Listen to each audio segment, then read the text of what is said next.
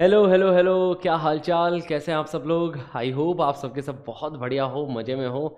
तो आज हम एक नया चैप्टर शुरू करने जा रहे हैं जिसका नाम है डिटर्मिनेंट्स। ठीक है, पहले हम लोग डिटर्मिनेंट्स पढ़ेंगे, उसके बाद में अपन लोग मैट्रिसेस में जाएंगे। ठीक है, क्योंकि मैट्रिसेस पढ़ने के लिए डिटर्मिनेंट की कई सारी प्रॉपर्टीज़ हमें पता होनी चाहिए, क्योंकि डिटर्म मैट्रिसेस के अंदर डिटर्मिनेंट्स के भी कई सारे सवाल आते हैं। ठीक है, तो पहले अपन लोग क्या करने वाले हैं, डिटर्मिनेंट्स। और आज की क्लास में हम शुरू कर देंगे डिटर्मिनेंट, एकदम बेसिक से जाएंगे। ठीक है, स्टार्टिंग में कई सारी चीज़ें एकदम बेसिक बेसिक डिस्कस होगी कि मैट्रिक्स क्या होता है, डिटर्मिनेंट क्या होता है, डिटर्मिनेंट की वैल्यूज़ किस तरीके से निकाली जाती है, कोफैक्टर एंड माइनर के बारे में सीखोगे आप आज की क्लास के अंदर, और डिटर्मिनेंट्स की प्रॉपर्टीज़ के बारे में सीखोगे। ठीक है, तो इतने ज़्यादा भारी क्वेश्चन देखने को नहीं मिलेंगे, बट थ्योरी और कॉन्सेप्ट जो आज की क्लास में देखने जा रहे हैं वो बहुत ज़्यादा सुपर्ब होने वाली है ना, वो बहुत ज़्यादा इंपॉर्टेंट है डिटर्मिनेंट एंड मैट्रिसेस के लिए। ठीक है, तो थ्योरी को अपन बहुत अच्छे से समझेंगे आज की क्लास में। तो आई होप आप सबके सब रेडी हो, तैयार हो, शुरू किया जाए फिर। चलिए शुरू करते हैं। Okay, determinants. सबसे पहले डिटर्मिनेंट्स को समझने से पहले मैट्रिक्स के बारे में आइडिया देना चाहूंगा। देखो, मैट्रिक्स ना आपकी आगे जाके लाइफ में भी काम आने वाला है। अगर आप प्रोग्रामिंग करोगे, कोडिंग करोगे, तो वहां पे मैट्रिसेस का बहुत बहुत ज्यादा यूज आता है। ठीक है, अपन जो पिक्सल्स देखते हैं ना, pixel is a matrix only, है ना। और आप कोई कभी भी प्रोग्रामिंग करोगे तो जितने भी कलर्स हैं, है ना, तो वो कलर्स अलग अलग कैसे आते हैं, बाकी सारे कलर्स को मिक्स करके आते हैं। तो प्रोग्रामिंग के अंदर भी मैट्रिसेस का बहुत ज्यादा यूज है। तो क्योंकि हमने करी थी कॉलेज के फर्स्ट ईयर में प्रोग्रामिंग, तब पता चला था कि अरे मैट्रिक्स इतना काम का चैप्टर है ना, तो बहुत काम का चैप्टर है। ठीक है, तो सबसे पहले मैट्रिक्स होती क्या है, मैट्रिक्स का एक ब्रीफ इंट्रोडक्शन मैं यहाँ पे देना चाहूंगा। मैट्रिक्स के बारे में देखो, पूरी बात नहीं करेंगे आज के सेशन में ना, मैट्रिक्स का बस इतनी ही बातें करेंगे जितनी डिटर्मिनेंट के लिए जरूरी है ना। मैट्रिक्स का एक हल्का सा इंट्रोडक्शन दे दूंगा जो कि डिटर्मिनेंट्स के लिए आपके लिए जरूरी है। मैट्रिक्स के ऊपर पूरी चर्चा होगी जब ये चैप्टर खत्म हो जाएगा, तो मैट्रिक्स में खेलेंगे फिर अपन, है ना। अभी मैट्रिक्स के बारे में इतनी सी बात जान लो कि matrix is a rectangular array, a rectangular, ठीक है, रेक्टेंगुलर एरे ऑफ नंबर्स। ठीक है, and it is represented by these brackets. ठीक है, इस तरीके से अपन इसको रिप्रेजेंट करते हैं। जैसे यहाँ पे ये एलिमेंट्स हो गए, एक एग्जांपल दे देता हूँ एक दो, कि जैसे 1 2 5 9 0 3, तो ये एक मैट्रिक्स हो गई, है ना। एक ये रेक्टेंगुलर, देखो रेक्टेंगुलर शेप दिखाई दे रही है ना अपने को, ये रेक्टेंगुलर शेप है, इसके अंदर क्या क्या है, नंबर्स है। यहाँ पे 1 2 5 9 0 3 क्या है, नंबर्स है। कोई भी नंबर हो सकता है यहाँ पे, रियल नंबर, इमेजिनरी नंबर, कोई भी नंबर आ सकता है। तो this is the rectangular array of numbers, है ना। और अगर किसी के अंदर number of rows and column same हुई, सबसे पहले रोज एंड कॉलम के बारे में आपको बता दूं कि ये जो हॉरिजॉन्टल लाइंस है ना, इसको अपन रो बोलेंगे। जैसे ये पहली रो हो गई, ये दूसरी रो हो गई। Rows are the horizontal lines, rows are the horizontal lines. तो यहाँ पे 2 रो है और कॉलम कितनी है, 1 2 3, 3 कॉलम है। तो ये रेक्टेंगुलर शेप में आ गई है। इसी को ही अगर स्क्वायर शेप में देखे, जैसे 1 5 3 2 0 9 5 1 2, इसे अपन बोलेंगे स्क्वायर मैट्रिक्स, है ना, स्क्वायर मैट्रिक्स। इसको अपन क्या बोलेंगे, स्क्वायर मैट्रिक्स। जब number of rows and number of column same हो जाते हैं तो उसको अपन स्क्वायर मैट्रिक्स बोलते हैं ना। Square matrix is basically number of rows is equal to number of columns. अगर ये दोनों सेम आ जाते, अगर रोज एंड कॉलम सेम आ गए, स्क्वायर की शेप दिख जाएगी, तो इस टाइप की मैट्रिक्स को अपन स्क्वायर मैट्रिक्स बोलते हैं। रिप्रेजेंट कैसे, इस टाइप के बॉक्स से किया जाता है इसको रिप्रेजेंट। ठीक है, तो ये बस इतना इंट्रोडक्शन काफी है मैट्रिक्स का। Matrix is just a rectangular array of numbers. अब आगे बात करते हैं डिटर्मिनेंट की, डिटर्मिनेंट क्या चीज है। ठीक है, मैट्रिसेस के बारे में आगे समय आएगा तब बात करेंगे, अभी डिटर्मिनेंट्स के बारे में अच्छे से बात कर लेते हैं। Determinant is a number. ठीक है, मैट्रिक्स तो अरेंजमेंट है किसी एलिमेंट्स का, है ना। डिटर्मिनेंट इज अ नंबर, है ना, determinant is a scalar number. Determinant is a scalar number associated only and only to square matrices. Square matrices, ये जो स्क्वायर मैट्रिक्स है ना, इसको एक नंबर दिया गया है, उसी नंबर को अपन डिटर्मिनेंट बोलेंगे। ठीक है, तो determinant is a scalar number associated only and only to square matrices. सिर्फ और सिर्फ स्क्वायर मैट्रिसेस के साथ ही वो नंबर एसोसिएटेड होता है। सिर्फ और सिर्फ स्क्वायर मैट्रिसेस को ही वो सौभाग्य प्राप्त हुआ है कि उसको वो नंबर मिल जाए, है ना। फोन नंबर नहीं है ये, ठीक है, ये एक स्केलर नंबर है जो कि एक स्क्वायर मैट्रिक्स को एसोसिएटेड है। अब वो नंबर कैसे निकालेंगे भैया, इसका डिटर्मिनेंट क्या है, ये स्क्वायर मैट्रिक्स है, इसका कुछ डिटर्मिनेंट होगा, उसके डिटर्मिनेंट की वैल्यू कैसे निकालेंगे, बस इसी के बारे में हम लोग अब चर्चा करने वाले हैं। तो I hope definition is clear to all of you. Okay, तो determinant with n rows and n column. Determinant के अंदर number of rows and number of columns हमेशा क्या होती है, सेम होती है।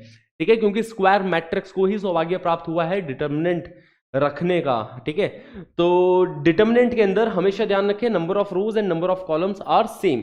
इसकी जो रिप्रेजेंटेशन होती है कुछ इस प्रकार की होती है, मॉड्यूलस जैसा सा दिखेगा आपको, है ना, ऐसा सा दिखेगा, इसके अंदर कुछ नंबर्स होंगे और रोज जितनी होगी उतनी ही कॉलम्स होने वाली है। Rows are the horizontal lines, columns are the vertical lines, हमेशा ध्यान रखें, horizontal lines are row and columns are the vertical line. ठीक है, तो ये एक आपके सामने डिटर्मिनेंट रखा गया है जिसके अंदर n रोज है एंड n कॉलम है। ओके, ये हो गया पहली रो, फर्स्ट रो। ये जितने भी एलिमेंट्स है ये पहली रो के एलिमेंट है, और ये जितने भी एलिमेंट है ये सेकंड रो के एलिमेंट है, and so on, first second third and so on, this is the nth row. Okay, वैसे ही ये पहली कॉलम, ये दूसरी कॉलम, ये तीसरी column and so on up to this is the nth column of this determinant. Okay, अब इस डिटर्मिनेंट के अंदर अगर कोई भी नंबर रख रहे हैं ना तो उस नंबर का एड्रेस होता है ना, ताकि अपन बता दें कि भैया इस पोजीशन पर कौन सा वाला नंबर बैठा है। तो हर नंबर का एक एड्रेस होता है, उस एड्रेस को रिप्रेजेंट करने का जो तरीका रहता है दैट इज AIJ। इस तरीके से अपन एड्रेस को रिप्रेजेंट करते हैं, जहां पे I is the row, J is the column. किसी भी एलिमेंट को रिप्रेजेंट करने का तरीका रहेगा AIJ, where this is an element of ith row and jth column. Aij is an element of ith row and jth column। Okay, जैसे कि ये इस एलिमेंट को देखो, इसका एड्रेस क्या हो गया A11, क्योंकि ये फर्स्ट रो में एंड फर्स्ट कॉलम में है। और इसके बारे में देखो, ये है तो फर्स्ट रो में बट अभी सेकंड कॉलम में आ गया, तो देखो रो तो 1 ही लिखी है, कॉलम यहां पे सेकंड हो गई।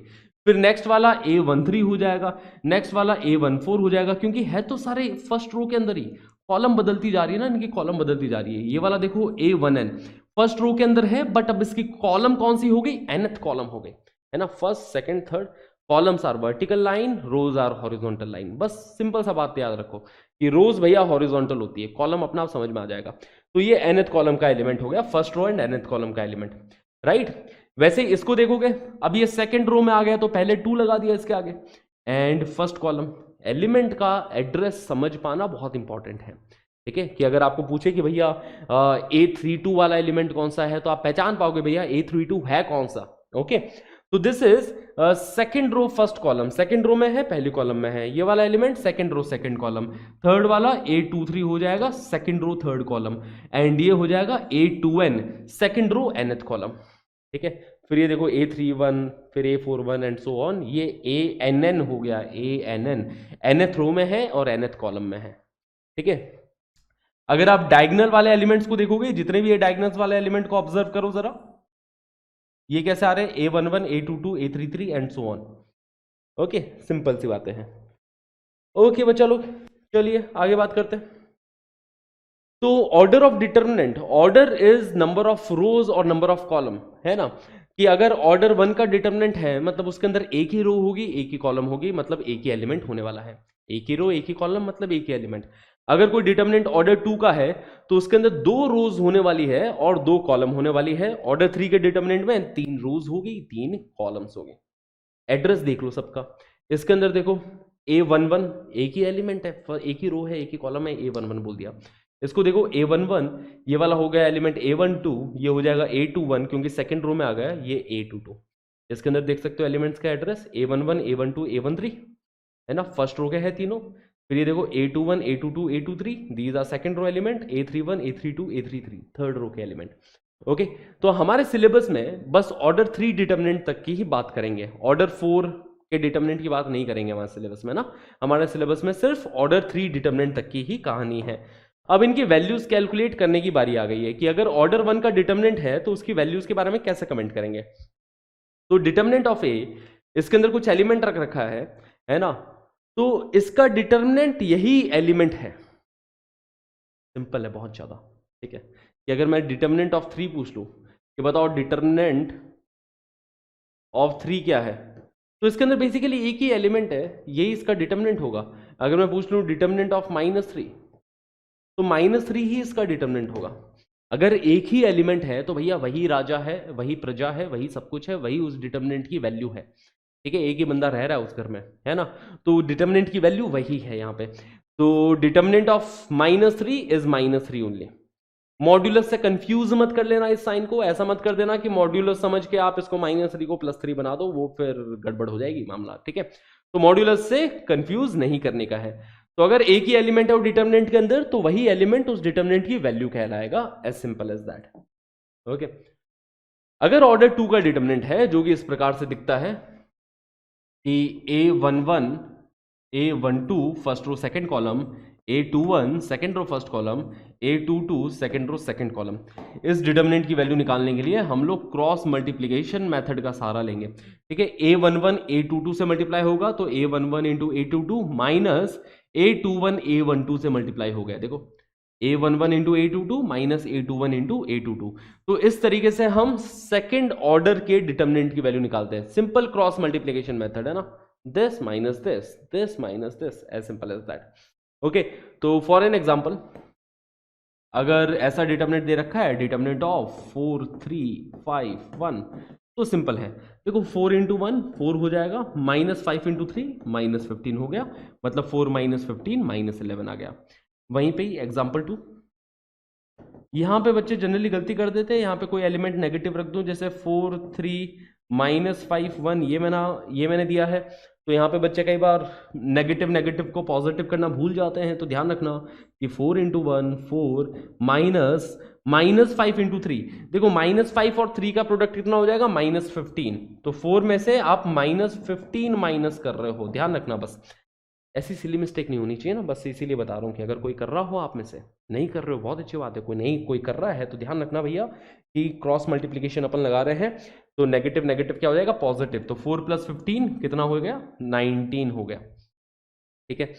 एक और डिटर्मिनेंट ले लेते हैं, -3 -2 -5 1, सपोज इस डिटर्मिनेंट की वैल्यू पूछी, तो -3 इंटू 1 -3 बन जाएगा, -5 इंटू -2, -5 इंटू -2 कितना हो गया, +10 हो गया, है ना। तो माइनस अपन कितना कर रहे हैं, +10 माइनस कर रहे हैं, ओके। -3 माइनस इन दोनों का प्रोडक्ट कितना आ रहा है, +10, तो -3 - 10 मतलब -13, ये अपने पास इस डिटर्मिनेंट की वैल्यू आ चुकी है।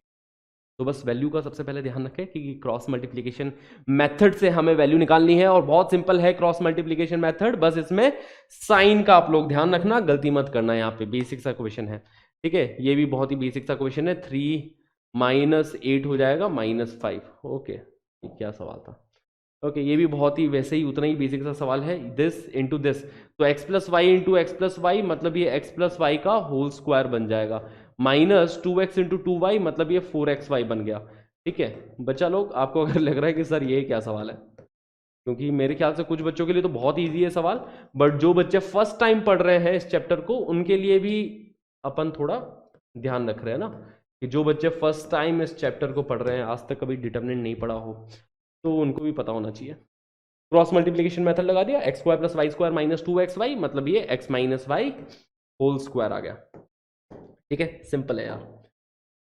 ये वाला देख लो, ये भी वैसे सिंपल क्वेश्चन है, यहाँ पे आइडेंटिटी का यूज आता है, बहुत बच्चे भूल जाते हैं कई बार आइडेंटिटी, तो वही आइडेंटिटी आपको याद आ जाएगा कि cross multiply this into this, तो a² + a + 1, a² + a + 1, यहाँ पे पहले a - 1 से मल्टीप्लाई हो रहा है, माइनस, अब इन दोनों का प्रोडक्ट देखो, इस डायगोनल के elements minus the product of इस डायगोनल के एलिमेंट्स, ठीक है। तो ये बन रहा है a² - a + 1 इंटू a + 1, ऐसा बनेगा ना, ठीक है, सही है। अब इसका प्रोडक्ट क्या होता है, याद करो एक ये आइडेंटिटी है, इसका प्रोडक्ट होता है ए क्यूब माइनस वन माइनस, ये भी एक आइडेंटिटी है और इसका प्रोडक्ट हो जाएगा ए क्यूब प्लस वन। ठीक है, याद करो एक बार बचपन की बातें कि ए क्यूब प्लस वन के दो फैक्टर होते हैं। ए क्यूब प्लस वन का एक फैक्टर तो ए प्लस वन, दूसरा फैक्टर ए स्क्वायर माइनस ए प्लस वन। तो इसी के ये दो फैक्टर्स है, इनका प्रोडक्ट इसके इक्वल आ जाएगा। वैसे ही ए क्यूब माइनस वन के दो फैक्टर होते हैं, एक तो होता है ए माइनस वन और दूसरा होता है a square plus a plus one. कहां से आए? X cube plus y cube से, ध्यान रखो x cube plus y cube, x cube minus y cube, ये याद है फॉर्मुलेज आपको, identities. X cube plus y cube होता है x plus y into x square minus x y plus y square, that is x cube plus y cube, and x cube minus y cube is x minus y into x square plus x y plus y square. Okay, simple, पता है? हाँ पता ही होगा। Okay, तो this minus this किया तो ए cube से ए cube cancel out हो गया, माइनस वन मिलके यहां पे माइनस टू बना लेगा, तो minus two is the answer for this question, option D सही जवाब है। ओके, चलिए आगे बढ़ते हैं। देखो ये स्टार्टिंग में इजी इजी क्वेश्चन है तो फटाफट ही लेके चलूंगा मैं इससे। के इंटू के स्क्वायर हो जाएगा, देखो के इंटू के square minus the product of minus three, है ना? देखो इनका प्रोडक्ट क्या आ रहा है, माइनस थ्री आ रहा है, तो k square minus minus three is equal to seven. तो के स्क्वायर की वैल्यू कितनी आ जाएगी, ये प्लस थ्री बन रहा है, उस साइड गया सेवन माइनस थ्री फोर, तो के की वैल्यू यहां पे plus minus two. Okay, very simple, ठीक है, इजी है, बहुत बढ़िया। ओके, नाउ अब अपन आए हैं काम की बात पे, which is the expansion of determinant of order three. Order three के डिटर्मिनेंट को किस तरीके से एक्सपेंड करना है। सबसे पहले तो एक सबसे बेसिक तरीका मैं आपको सिखाने वाला हूं, उसके बाद में मैं इसको और बहुत तरीके सिखाऊंगा। देखो डिटर्मिनेंट को एक्सपेंड करना ना किसी भी रो या कॉलम के अबाउट एक्सपेंड कर सकता है। मैं चाहूं तो इस डिटर्मिनेंट को first row, second row, third row, या फिर first column, second column, third column, किसी के अबाउट भी एक्सपेंड कर सकता हूं। बट सबसे पहले मैं बस ये मान के चल रहा हूं कि आप लोग इस चैप्टर को पहली बार पढ़ रहे हैं, आपने कभी नहीं पढ़ा है ये चैप्टर, तो उस हिसाब से मैं उस सीक्वेंस में एक बार लेके जा रहा हूं। ओके, तो पहले तो अपन प्रैक्टिस करने वाले हैं कि फर्स्ट रो के अबाउट कैसे एक्सपेंड करना है। तो this is how we expand the determinant about first row. देखो फर्स्ट रो के एलिमेंट्स लिख लो, A11, A12, A13। A11 लिख लिया, A12 लिख लिया, A13 लिख लिया। बस ये जो A12 है इसको नेगेटिव साइन के साथ लिख लेना, ठीक है। A12 को कैसे लिख लेंगे, नेगेटिव साइन के साथ। तो फर्स्ट रो के तीनों एलिमेंट्स लिख लिया, A11 negative of A12 plus A13। Okay, ये जो मिडल वाला एलिमेंट है इसको बस नेगेटिव साइन के साथ लिख लेना है। तो तीनों एलिमेंट्स को लिख लिया। अब A11 किससे मल्टीप्लाई होगा, A11 जब अपन रो एंड कॉलम को डिलीट कर देंगे। A11 first row and first column में है, तो फर्स्ट रो को डिलीट किया, फर्स्ट कॉलम को डिलीट किया, एक ये छोटू डिटर्मिनेंट बन रहा है, इस छोटू डिटर्मिनेंट से मल्टीप्लाई हो रहा है। देखो यही है वो छोटू determinant, A22, A23, A32, A33। तो फर्स्ट एलिमेंट A11 को इसके छोटू डिटर्मिनेंट से अपन ने मल्टीप्लाई कर दिया, है ना। A11 को इसके छोटू डिटर्मिनेंट से अपन ने मल्टीप्लाई कर दिया। ओके, क्लियर है इतनी बात है। अब देखो नेगेटिव ऑफ A12 को भी इसके छोटू डिटर्मिनेंट से मल्टीप्लाई करेंगे कि भैया ये जो है वो सेकंड कॉलम में है, मार दिया डिलीट, फर्स्ट रो में है, डिलीट कर दिया, क्या क्या बच गया, ये देखो ये चार एलिमेंट्स बचे हैं ना, इन्हीं चार एलिमेंट्स को इधर से उठाया, इधर पुट कर दिया, देख सकते हो। हाँ जी, A21, A23, A21, A23, A31, A33, ये देखो यही चार एलिमेंट्स यहाँ पे बसे हुए हैं। तो जिस रो एंड कॉलम में है उसको डिलीट किया, ये बाकी के चार एलिमेंट्स ये रहे, तो इसका छोटू डिटर्मिनेंट ये आ गया A12 का। अभी जो A13 है, A13 को भी मल्टीप्लाई किया है किससे, इसके छोटू डिटर्मिनेंट से, देख सकते हो यही वो डिटर्मिनेंट है, A21, A22, A31, A32। Okay, तो ये हमने डिटर्मिनेंट एक्सपेंड कर दिया, ये डिटर्मिनेंट की वैल्यू निकाल ली। 2 क्रॉस 2 डिटर्मिनेंट की वैल्यू निकाल सकते हो, इसकी भी आप निकाल सकते हो, इसकी भी वैल्यू आप इजीली निकाल सकते हो, फाइंड आउट कर सकते हो, राइट। तो इस तरीके से अपन 3 क्रॉस 3 डिटर्मिनेंट की वैल्यू निकालते हैं कि हमने फर्स्ट रो के एलिमेंट्स रखे, सबसे पहले A11, फिर जो मिडिल वाला एलिमेंट है इसको नेगेटिव साइन के साथ रख दिया, A11, A12, A13, ठीक है, तीनों एलिमेंट्स को हमने रख दिया। उसके बाद में A11 को हम लोग मल्टीप्लाई कर रहे हैं इसके छोटू डिटर्मिनेंट से।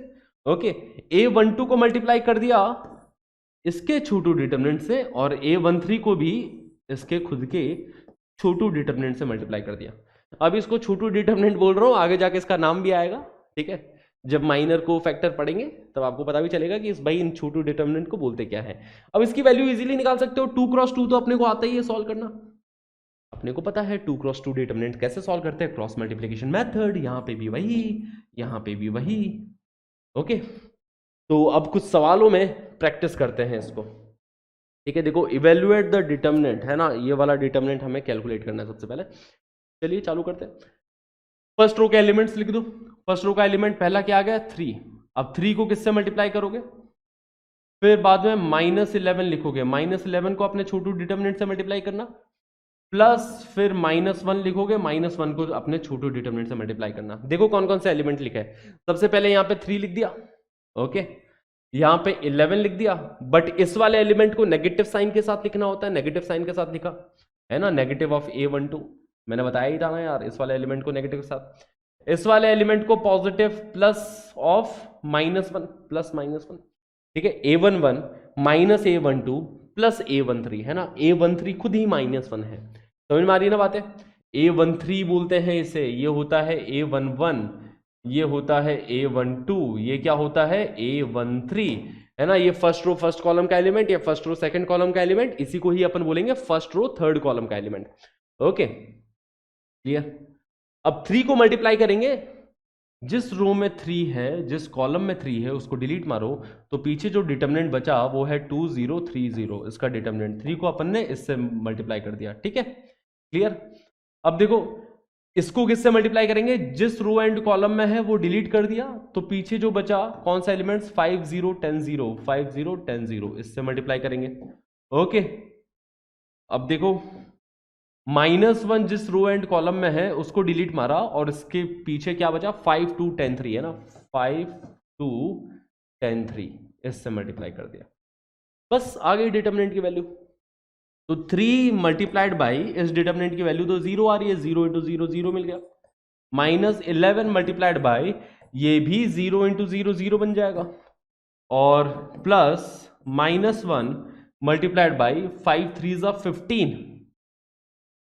-20, तो ये देख सकते हो ये 0 हो गया, ये 0 हो गया, 15 - 20 -5, -5 × -1 that will be equal to +5, ये हमारा आंसर हो गया इस क्वेश्चन का। सिंपल है। तो आई होप आपको डिटरमिनेंट एक्सपेंड करना आ गया हो, तो कुछ कुछ डिटरमिनेंट खुद से एक्सपेंड करो, मजा आएगा। देखो मजा बहुत आता है डिटरमिनेंट एक्सपेंड करने में, जब नया नया सीखते हैं ना।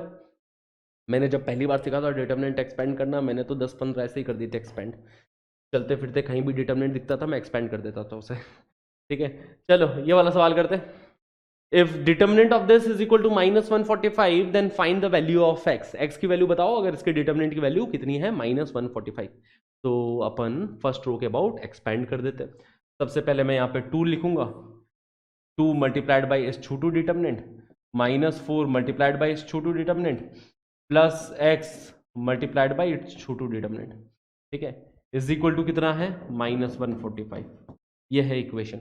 ओके, तो 2 किससे मल्टीप्लाई हो रहा है, इसको डिलीट मारा, तो इस डिटरमिनेंट से मल्टीप्लाई हो रहा है 5 2 3 7 के डिटरमिनेंट से। ओके, फिर -4 है ना, इस वाले एलिमेंट को नेगेटिव के साथ लिखते हैं, याद है ना आपको। ओके, तो -4 मल्टीप्लाइड बाय इसका जो छोटू डिटरमिनेंट होगा, रो एंड कॉलम को डिलीट किया, तो ये क्या बन रहा है 8 2 -1 8 2 -1 7, राइट, सही बात है। ओके, ऐसा बन रहा है। ओके, x मल्टीप्लाई होगा, इसको डिलीट किया तो 8 5 -1 3, 8 5 -1 3, इससे मल्टीप्लाई हो गया। ओके बच्चा लोग, तो ये बन रहा है 2 टाइम्स 5 7 35, 35 -6 है ना, ये 35 -6 -4 टाइम्स 8 7 56, माइनस ऑफ -2 मतलब +2 बन जाएगा। Okay, plus x multiply by 8 3 24, minus of -5 that will be +5 is equal to -145। This is the question. अब हो ही गया क्वेश्चन सॉल्व। 35 - 26 29, 29 × 2 58, -4 × 58 हो रहा है ये, plus x times 29 is equal to -145। अब इस इक्वेशन से हम लोग इजीली x की वैल्यू निकाल सकते हैं, ठीक है। तो आगे तो आप कंप्लीट कर ही लोगे इस सवाल को, x की वैल्यू निकालनी थी वो निकाल देना। बस यहाँ से मेरे को यही समझाना था कि देखो एक्सपैंड करना ना, एक तो ये तरीका हो गया। अब धीरे धीरे जैसे जैसे हम इस चैप्टर में आगे बढ़ेंगे ना, ये वाला स्टेप खा जाएंगे हम लोग, डायरेक्ट इस स्टेप पे पहुंचा करेंगे। ठीक है, डायरेक्ट इस स्टेप पे पहुंचने का तरीका सुनो, तरीका वही है, बस मेंटल कैलकुलेशन हो रही है कि इस 2 को मल्टीप्लाई कर रहे हैं, 2 को किससे मल्टीप्लाई कर रहे हैं, 5 इंटू 7 35 माइनस 3 इंटू 2 6, 35 माइनस 6 है। ओके, 2 को इसके छोटू डिटरमिनेंट से मल्टीप्लाई कर दिया। फिर देखो -4, इस वाले एलिमेंट को नेगेटिव साइन के साथ लिखा -4, और इसको मल्टीप्लाई कर रहे हैं 8 7 जा 56 माइनस ऑफ -2, तो मतलब ये +2 बन गया। ओके, फिर x को मल्टीप्लाई कर रहे हैं इस वाले एलिमेंट को, 8 3 जा 24 माइनस ऑफ -5 है ना, 24 + 5, इससे मल्टीप्लाई कर दिया। ओके, तो x की वैल्यू यहां से इजीली आ जाएगी, खत्म बात, simple. Okay, now prove that determinant of this, ये अच्छा क्वेश्चन तो नहीं बोलेंगे, बट इसको ये बोलेंगे कि हाँ ध्यान रखना इस सवाल को, क्योंकि ये डिटरमिनेंट बड़ा ही फेमिलियर सा डिटरमिनेंट है, कई जगह पे आ जाएगा कि इस डिटरमिनेंट की वैल्यू 1 + a² + b² + c² होती है। तो अब अपन डायरेक्टली एक्सपेंड करते हैं। देखो 1 को मल्टीप्लाई करेंगे, है ना, इस एलिमेंट को मल्टीप्लाई करेंगे, इसका छोटू डिटरमिनेंट जो कि आ रहा है 1 + c², राइट, 1 + c², खत्म बात। देखो 1 इंटू माइनस ऑफ -c² मतलब +c² हो जाएगा। अब फिर इस एलिमेंट को नेगेटिव के साथ रखेंगे, a को नेगेटिव के साथ लिखा, और ये मल्टीप्लाई होगा -a प्लस, है ना, -a, और ये माइनस ऑफ -bc हो जाएगा +bc।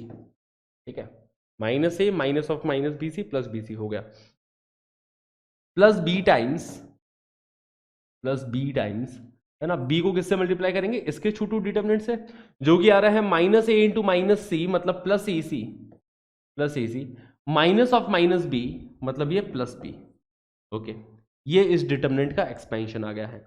अब चेक कर लेते क्या आ रही है इसकी value, 1 + c² -a into -a मतलब +a² minus abc, plus abc यहां पे बन रहा है +b², तो -abc + abc कैंसिल आउट हो गया, और अपने पास बचा वही जो राइट हैंड साइड में लिखा है, 1 + a² + b² + c²। Okay, that's our answer for the equation. Simple है, इजी पीजी, बहुत आसान, राइट। चलिए ये वाला क्वेश्चन करते हैं कि इवैल्यूएट डेल्टा। फर्स्ट पार्ट तो बहुत इजी है कि बस इसकी वैल्यू कैलकुलेट करनी है, और इसके सेकंड पार्ट में पूछा गया है कि प्रूव दैट डेल्टा मतलब इस डिटरमिनेंट की जो वैल्यू है दैट इज ग्रेटर देन और इक्वल टू 2 लेस देन और इक्वल टू 4। ओके, सबसे पहले तो डिटरमिनेंट की वैल्यू कैलकुलेट कर ली जाए। तो वैल्यू कैलकुलेट करेंगे, 1 मल्टीप्लाई होगा किससे, 1 + sin² से, तो 1 मल्टीप्लाइड बाई 1 + sin², है ना। देखो minus of sin², that will B +sin²।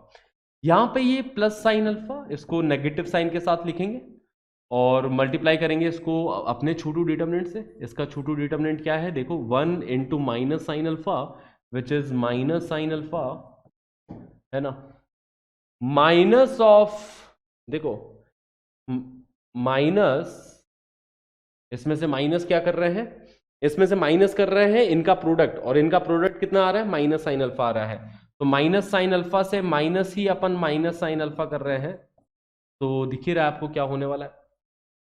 ठीक है, +1 multiplied by -sin² into -sin², that will B +sin², और minus of -1 that will B +1, तो ये बन गया +sin² +1। ओके, +sin² +1, तो ये बन रहा है 1 + sin², ये भी 1 + sin², तो ये बन जाएगा 2 टाइम्स 1 + sin²। ये वाला पार्ट तो समझ में आ ही रहा है कि ये कैंसिल आउट होके ये 0 दे देगा, तो एंटायरली ये टर्म 0 हो चुकी है। ओके, तो इस डिटरमिनेंट को एक्सपेंड कर लिया, इस डिटरमिनेंट की वैल्यू आ गई, delta is equal to 2 times 1 + sin²। Okay, so that is the value for this determinant। are we clear so far? Expand किया है सिंपली, देखो आप खुद से एक्सपैंड करने की कोशिश करना अगर आप पहली बार सीख रहे हो तो। जिनको ऑलरेडी एक्सपैंड करना आता है उनको ये सब चीजें बहुत इजी लग रही होगी, है ना। तो डेल्टा की वैल्यू ये आ गई 2 times 1 + sin²। Delta is equal to 2 times 1 + sin²। अब सेकेंड पार्ट बोल रहा है कि प्रूव करो डेल्टा की वैल्यू 2 से 4 के बीच में है। तो हमें पता है sin² 0 से 1 के बीच में होता है ना, sin α -1 से 1 के बीच में होता है, तो sin² तो 0 से 1 होता है। तो sign square alpha is greater than or equal to 0, less than or equal to 1, and 1 plus sin square alpha will be less than or equal to 2, greater than or equal to 1. Basically यहां पे 1 add कर दिया है मैंने, ठीक है। इस inequality से यहां पे आने के लिए हमने 1 ऐड कर दिया है ताकि 1 प्लस साइन स्क्वायर अल्फा बन जाए। 1 में 1 ऐड करोगे तो 2 बन जाएगा, 0 में 1 ऐड करोगे तो 1 बन जाएगा। ओके, तो ये 1 प्लस साइन स्क्वायर अल्फा, इसको फिर 2 से मल्टीप्लाई करना है तो 2 times 1 plus sine square alpha. अब समझ में आ रहा है ना क्या किया मैंने, 2 से मल्टीप्लाई किया है ना, मल्टीप्लाई बाई 2, तो 2 इंटू 2 4 हो जाएगा, और यहाँ पे 1 इंटू 2 2 बन जाएगा। तो 2 times 1 plus sine square alpha is between 2 to 4, बस hence proved HP। Are we clear? Simple. Now अब अपन बात करते हैं माइनर्स क्या होते हैं, कोफैक्टर क्या होता है। सबसे पहले माइनर क्या होता है। माइनर जो मैं बोल रहा था ना, छोटू डिटर्मिनेंट, वही माइनर है, वही छोटू डिटर्मिनेंट ही माइनर है। देखो माइनर ऑफ AIJ है ना, हर एलिमेंट का खुद का छोटू डिटर्मिनेंट होता है, हर एलिमेंट का माइनर होता है, ठीक है। हर एलिमेंट का खुद का छोटू डिटर्मिनेंट होता है। जैसे मैंने ये एलिमेंट लिया, मैंने बोला कि भैया इस एलिमेंट के जिस रो में है वो रो डिलीट कर दो, जिस कॉलम में है वो कॉलम डिलीट कर दो, 4 एलिमेंट्स बच जाएंगे, वही इसका छोटू डिटर्मिनेंट है, वही इसका माइनर है, ठीक है। उसको अपन A23 का माइनर बोलेंगे, है ना। A23 का माइनर क्या हो जाएगा, ये वाला एलिमेंट है A23। एक बार फिर से याद कर लो बच्चा लोग, यहां पे फिर से रिकैप करने की जरूरत है कि एलिमेंट्स का एड्रेस समझ में आता है ना आपको, नहीं आता तो फिर से ध्यान से देखे कि ये first row first column, first row second column, first row third column, ये second row first column, second row second column, second row third column, third row first column, है ना, थर्ड रो तीसरी है, कॉलम पहली है, फिर ये third row second column, ये थर्ड रो थर्ड कॉलम, ठीक है। एड्रेस समझ में आ गया, क्लियर। अब अगर हमें A23 का माइनर चाहिए तो जिस रो में है उस रो को गायब कर दो, जिस कॉलम में उस कॉलम को गायब कर दो, ये 4 एलिमेंट्स बचेंगे, तो ये A23 का माइनर हो गया। ओके, तो अगर मैं बोलता हूं कि M23 क्या होगा, M23 की वैल्यू पूछ ली, तो इस एलिमेंट को रो और कॉलम डिलीट किया, ये जो 4 एलिमेंट्स बचे हैं इसका डिटर्मिनेंट लिख लो, A11 A12, determinant of A11 A12, और यहाँ पे A31 A32, A31 A32, ठीक है। तो वही M23 हो गया, है ना। इस डिटर्मिनेंट की वैल्यू कैलकुलेट कर लोगे क्रॉस मल्टीप्लिकेशन मेथड से, A11 into A32 minus A31 into A12, A31 into A12, तो क्रॉस मल्टीप्लिकेशन मेथड से इस डिटर्मिनेंट की वैल्यू कैलकुलेट कर ली, तो ये इसका माइनर हो गया, ये M23 हो गया। तो वैसे किसी भी एलिमेंट का माइनर आपसे पूछा जा सकता है, आप इमेजिन कर पाओगे ना, जैसे अगर अपने को A22 का माइनर चाहिए जिसको अपन M22 लिखेंगे, है ना। M22 क्या होने वाला है कि जिस रो में है उसको डिलीट किया, जिस कॉलम में है उसको डिलीट किया, यहाँ पे बाकी 4 एलिमेंट्स बचे हैं जो कि है A11 A13 A11 A13 A31 A33 A31 A33, ठीक है, वो M22 हो गया। क्लियर है बात है। अगर मैं आपसे पूछूं कि बताओ इसका माइनर बताओ A12 का, तो उसको अपन M12 बोलेंगे, इसका माइनर हो जाएगा जिस रो में है उसको डिलीट किया, जिस कॉलम में है उसको डिलीट कर दिया, तो बाकी बचे 4 एलिमेंट्स जो कि है A21 A23 A31 A33, so that is M12, the minor of A12 is M12, the minor of A23 is M23, बस as simple as that। तो अगर किसी भी एलिमेंट का माइनर निकालना है तो जिस रो में है उसको उड़ा दो, जिस कॉलम में है उसको उड़ा दो, उसके बाद में जो बाकी बचे 4 एलिमेंट्स उसके डिटर्मिनेंट को ही उसका माइनर कहा जाता है। Are we clear? सिंपल।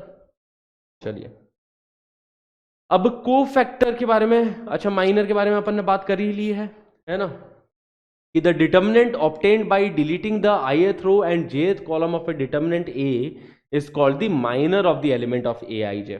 तो अगर आपसे M11 पूछे आप निकाल सकते हो, M12 पूछे आप निकाल सकते हो, M33 पूछे निकाल सकते हो, ठीक है।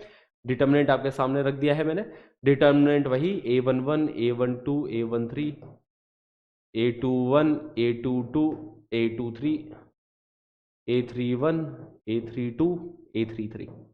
तो अगर पूछा गया जैसे M11 तो A11 का माइनर हो जाएगा, है ना। ये जिस रो एंड कॉलम में है वो डिलीट कर दो, A11 फर्स्ट रो में है डिलीट किया, फर्स्ट कॉलम में है डिलीट कर दिया, बाकी जो बचा डिटर्मिनेंट है, determinant of A22 A23 A32 A33 that is M11, जिसकी वैल्यू अपन लोग क्रॉस मल्टीप्लीकेशन मेथड से इजीली निकाल लेंगे। ओके, तो minor is not a big deal for you and same is cofactor. Cofactor भी कोई बड़ी बात नहीं है, माइनर और कोफैक्टर में सिर्फ साइन का फर्क आएगा, अगर आएगा तो, है ना। बाकी देखो कोफैक्टर क्या होता है, कोफैक्टर ऑफ ए आई जे, है ना, ये थोड़ा टाइपो मिस्टेक हो गया, ए आई जे, अगर कोई एलिमेंट है ए आई जे, उसका कोफैक्टर को अपन सी आई जे से, कोफैक्टर सी से चालू होता है, सी से इसका नाम है, ठीक है, C I J. C I J is equal to -1 raise to the power I plus J into its corresponding minor. अगर आपने किसी एलिमेंट का माइनर निकाल लिया है तो कोफैक्टर निकालना is not a big deal. जैसे अगर मैं पूछूं कि बताओ C11 क्या होगा, C11 मतलब कोफैक्टर ऑफ A11, है ना। तो cofactor of A11 is equal to -1 की पावर 1 + 1 इंटू M11। ये देखो -1 की power I plus J into that minor. तो M11 अपने को निकालना आता है, कोई बड़ी बात नहीं है। अब ये भी हमने सीखा है कि माइनर कैसे निकालते हैं, बहुत इजीली निकाल लेते हैं।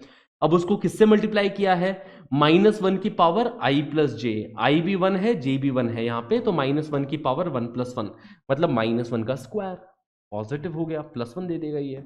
तो C11 और M11 की वैल्यू क्या हो गई, सेम हो गई, है ना। C11 एंड M11 की वैल्यू सेम हो गई। इनफैक्ट यहां पे अपन ये बात आगे लिख सकते हैं कि अगर I plus J is an even number, है ना, ए आई जे में अगर I plus J is an even number, तो C I J and M I J equal होंगे आपस में। अगर I plus J even number है तो C I J M I J equal होंगे। अगर I plus J odd number हो गए तो cofactor is negative of minor, है ना। If I plus J is an odd number, अगर I plus J odd number हो गया, क्योंकि देखो -1 की पावर ऑड, माइनस रह जाएगा, तो अगर I plus J odd number है तो cofactor is negative of minor. ठीक है, ये चीज ध्यान रखेंगे कि अगर I plus J even number है then cofactor and minor are equal to each other. If I plus j is an odd number then cofactor is negative of minor, है ना बच्चा लोग। तो C11 M11 आपस में इक्वल होंगे, but वही बात करूं मैं C12 नेगेटिव होगा M12 का, क्योंकि यहां पे देखो I प्लस जे 1 + 2 कैसा है, ऑड नंबर है, तो C12 is negative of M12। वही अगर बात करें C13 is equal to M13, क्योंकि यहां पे अब I plus J is an even number, 1 + 3 even number हो जाएगा, तो C13 M13 आपस में इक्वल हो गए। ओके, वैसे ही अगर बात करें कि C21 is negative of M21, C21 is negative of M21 because 2 + 1 is clearly an odd number. C22 is equal to M22. C23 is negative of M23. तो ये बात है अपने को ध्यान रखने की, कहां पे कोफैक्टर नेगेटिव आ रहा है माइनर का, कहां पे कोफैक्टर इक्वल टू माइनर आ रहा है। ठीक है, तो जहां पे भी I plus J even number है cofactor minor equal, otherwise cofactor is negative of minor, है ना। क्लियर है। जैसे इसका माइनर अपन ने लिख लिया है, C11 अगर अपने को लिखना है तो C11 is equal to M11, C11 is equal to M11, C12 is negative of M12, C33 is equal to M33। ठीक है, C33 M33 की वैल्यू इक्वल होगी, सेम होने वाली है, क्योंकि यहाँ पे I plus J is an even number. Okay, तो इस स्लाइड में कुछ भी ऐसा नया नहीं है। For easy calculation in a determinant of order 2 and 3, the signs used to find the cofactor. अगर अपने को कोफैक्टर का साइन पता लगाना है, मतलब कोफैक्टर माइनर के इक्वल है या कोफैक्टर नेगेटिव ऑफ माइनर है, तो अपन डायरेक्टली ऐसे ध्यान में रख सकते हैं 2 × 2 में तो पॉजिटिव नेगेटिव नेगेटिव पॉजिटिव, ये ध्यान रखना। मतलब देखो 2 × 2 कैसा हो गया, 2 × 2 के अंदर एलिमेंट होते हैं A11 A12 A21 A22, ये 4 एलिमेंट होते हैं, है ना। तो इसके लिए अपन ऐसा बोल सकते हैं कि M11 तो C11 के इक्वल होगा, है ना, या फिर ऐसा बोला जाए कि C11 is equal to M11 for it, but C12 is negative of M12, है ना। C21 is negative of M21 and C22 is equal to M22। जहां पे I plus J odd number, वहां पे cofactor is negative of minor, जहां पे I plus J is an even number, वहां पे कोफैक्टर एंड माइनर आपस में कैसे इक्वल होते हैं। ओके, क्लियर है। इसीलिए देखो इधर पॉजिटिव साइन लगा दिया, क्योंकि यहाँ पे जो कोफैक्टर होगा वो माइनर के इक्वल होगा। यहाँ पे देखो नेगेटिव साइन है, बिकॉज इसके लिए जो कोफैक्टर होगा, इस एलिमेंट के लिए जो कोफैक्टर होगा वो नेगेटिव ऑफ माइनर होगा। वैसे ही इस एलिमेंट के लिए भी जो कोफैक्टर होने वाला है नेगेटिव होगा माइनर का, और इस एलिमेंट के लिए जिसका नाम है A22, इसके लिए cofactor and minor are equal to each other. तो ये तो 2x2 डिटर्मिनेंट के साइन के बारे में ध्यान रखना, पॉजिटिव नेगेटिव नेगेटिव पॉजिटिव। और अगर 3x3 का डिटर्मिनेंट है तो उसका भी साइन के बारे में खास ख्याल रखना, उसमें तो ऑल्टरनेट पॉजिटिव नेगेटिव है। देखो positive negative positive negative positive negative positive negative positive. तो 3x3 तो बड़ा ही सिंपल है ना। Remember it as alternate positive and negative signs, ऐसे आप बहुत इजीली याद रख सकते हैं। 2x2 के अंदर ध्यान रखना ऑल्टरनेट नहीं है, पॉजिटिव नेगेटिव फिर वापस नेगेटिव फिर पॉजिटिव है, 2x2 में ध्यान रखना। बट 3x3 में तो ऑल्टरनेट पॉजिटिव नेगेटिव ये सिलसिला चल रहा है। मतलब इस एलिमेंट के लिए, फॉर दिस एलिमेंट, जिसको इस एलिमेंट का नाम A11 है, इसका कोफैक्टर C11 होगा, वो M11 के इक्वल होगा। बट अगर इस एलिमेंट के बारे में बात करूं तो इस एलिमेंट का नाम A12 है, फर्स्ट रो सेकंड कॉलम का एलिमेंट है ना, फर्स्ट रो सेकंड कॉलम का एलिमेंट। ठीक है, तो इसका जो कोफैक्टर होगा उसको C12 बोलेंगे, and C12 is negative of M12 for this one. Okay, वैसे ये हो गया C13। ठीक है, इसके लिए अपन बोल सकते हैं C13 is equal to M13, because I plus J is an even number, 1 plus 3 is an even number, तो इसलिए यहाँ पे कोफैक्टर और माइनर आपस में सेम हो चुके हैं, इक्वल हो गए। क्लियर है इतनी बात है? ओके, तो then find all possible minors and cofactor. आपके सामने एक डिटर्मिनेंट दे रखा है जिसके अंदर हमें माइनर एंड कोफैक्टर निकालना है, तो हर एक एलिमेंट का माइनर एंड कोफैक्टर मैं आपको निकाल के दिखाऊंगा। सबसे पहले तो M11 के बारे में बात करते हैं। तो M11 मतलब इसका माइनर क्या हो जाएगा बच्चा लोग, डिलीट किया जिस रो एंड कॉलम में है, और बाकी बच्चा जो डिटर्मिनेंट है 5 3 15 माइनस ऑफ -2, मतलब ये बन गया 17। ओके, M11 इज 17, और वही C11 भी होगा। समझ में आ रही बात है, क्योंकि M11 एंड C11 तो आपस में इक्वल होने वाला है। तो क्लियर है पहला पार्ट, पहली चीज तो ये। उसके बाद दूसरी बात, अब अगले पे चलते हैं। बस यही करना है अपने को एक एक के लिए। इसके लिए देखा जाए तो इसके लिए माइनर क्या होने वाला है इस एलिमेंट के लिए, तो जिस रो में है वो रो डिलीट कर दिया, जिस कॉलम में है वो कॉलम डिलीट कर दी, तो बचा जो डिटर्मिनेंट है that is M12 is determinant of 2 - 2 4 3, है ना, 2 - 2 4 3 इसका डिटर्मिनेंट है, जिसकी वैल्यू हो जाएगी 3 2 6 प्लस 8, है ना, 3 2 6 प्लस 8 विच इज 14। तो M12 इज इक्वल टू 14। तो अगर M12 14 है तो C12 कितना हो जाएगा, C12 -14 होगा, है ना। Cofactor is negative of minor for this element. वैसे ही M13 निकाल लोगे आप लोग। M13 is basically the minor of this element, A13 का माइनर। तो जिस रो एंड कॉलम में है उसको डिलीट किया, तो इट इज डिटर्मिनेंट ऑफ 2 5 4 1। तो क्रॉस मल्टीप्लाई किया, 2 × 1 2 माइनस 5 4 20, 2 - 20 मतलब -18, दैट इज M13। M13 की वैल्यू -18 आया है, तो C13 की वैल्यू भी, है ना, C13 की वैल्यू भी -18 ही रहेगी बच्चा लोग, क्योंकि M13 and C13 are equal to each other. यहाँ पे लिख दो कि M13 is equal to C13 is equal to -18, तो इसका माइनर निकाल लिया। तो बारी बारी से अपन हर एक एलिमेंट का बस माइनर निकाले जा रहे हैं और कुछ नहीं कर रहे हैं, कि जो बच्चे फर्स्ट टाइम पढ़ रहे हैं इस चैप्टर को उनको अच्छे से समझ में आ जाए कि माइनर एंड कोफैक्टर कैसे लिखते हैं, एंड वो बच्चे कंफर्टेबल हो जाए लिखने के लिए। ओके, तो अब आगे बात करते हैं M21 हो गया सेकेंड रो, है ना, सेकेंड रो फर्स्ट कॉलम के एलिमेंट का माइनर।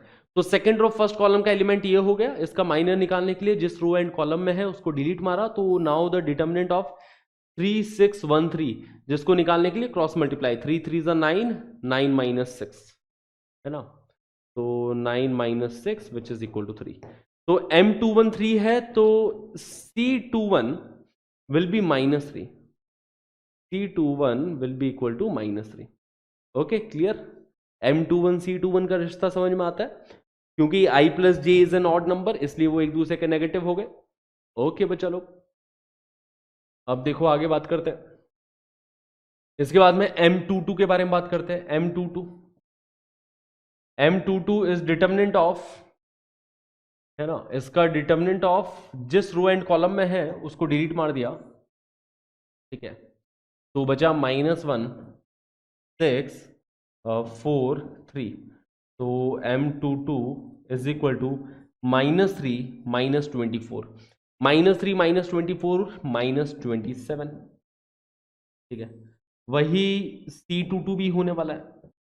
C22 की भी वैल्यू सेम होती है ना, इसका को फैक्टर और माइनर सेम होगा because i plus J is an even number. Okay, तो को फैक्टर एंड माइनर में क्या फर्क क्या है, बस साइन का फर्क है। अगर i प्लस जे ऑड हुआ तो cofactor is negative of minor, अगर i प्लस जे इवन हुआ तो cofactor is equal to minor.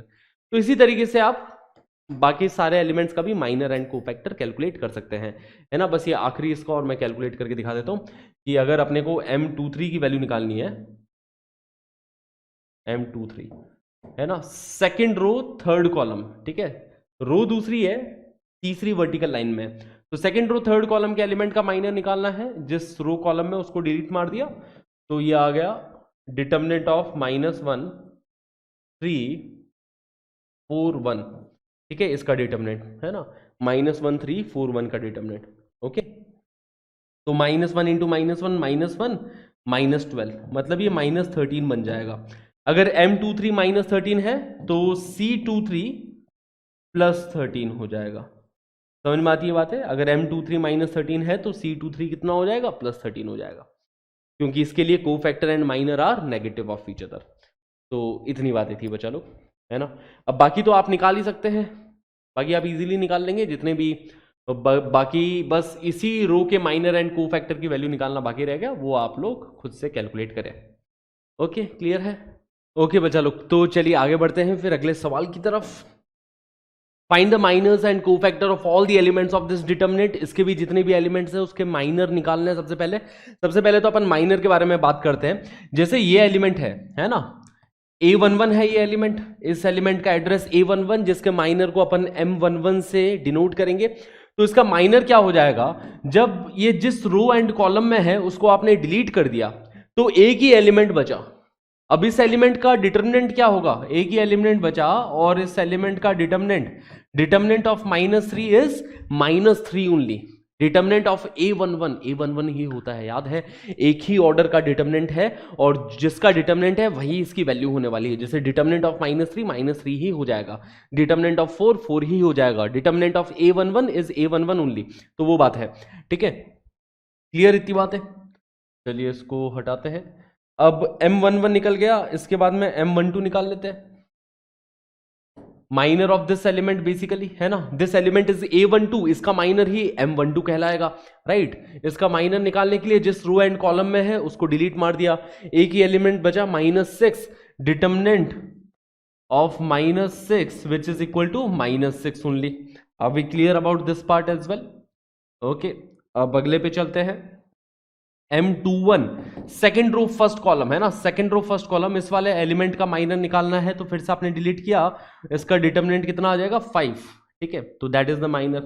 M22 के बारे में बात करें तो फिर से हमने M22, देखो A22 इज दिस एलिमेंट, है ना, तो जिस रो एंड कॉलम में उसको डिलीट किया तो अपन इसका डिटर्मिनेंट लेना चाहेंगे, तो M22 is determinant of 2 which is equal to 2 only. Okay, तो M11 M12 M21 M22 चारों अपन ने निकाल लिए हैं। ओके, अब को फैक्टर्स के बारे में भी कमेंट कर देते हैं कि जो C11 है वो तो M11 के ही इक्वल होगा, मतलब इसकी वैल्यू -3 होगी जो M11 की वैल्यू है।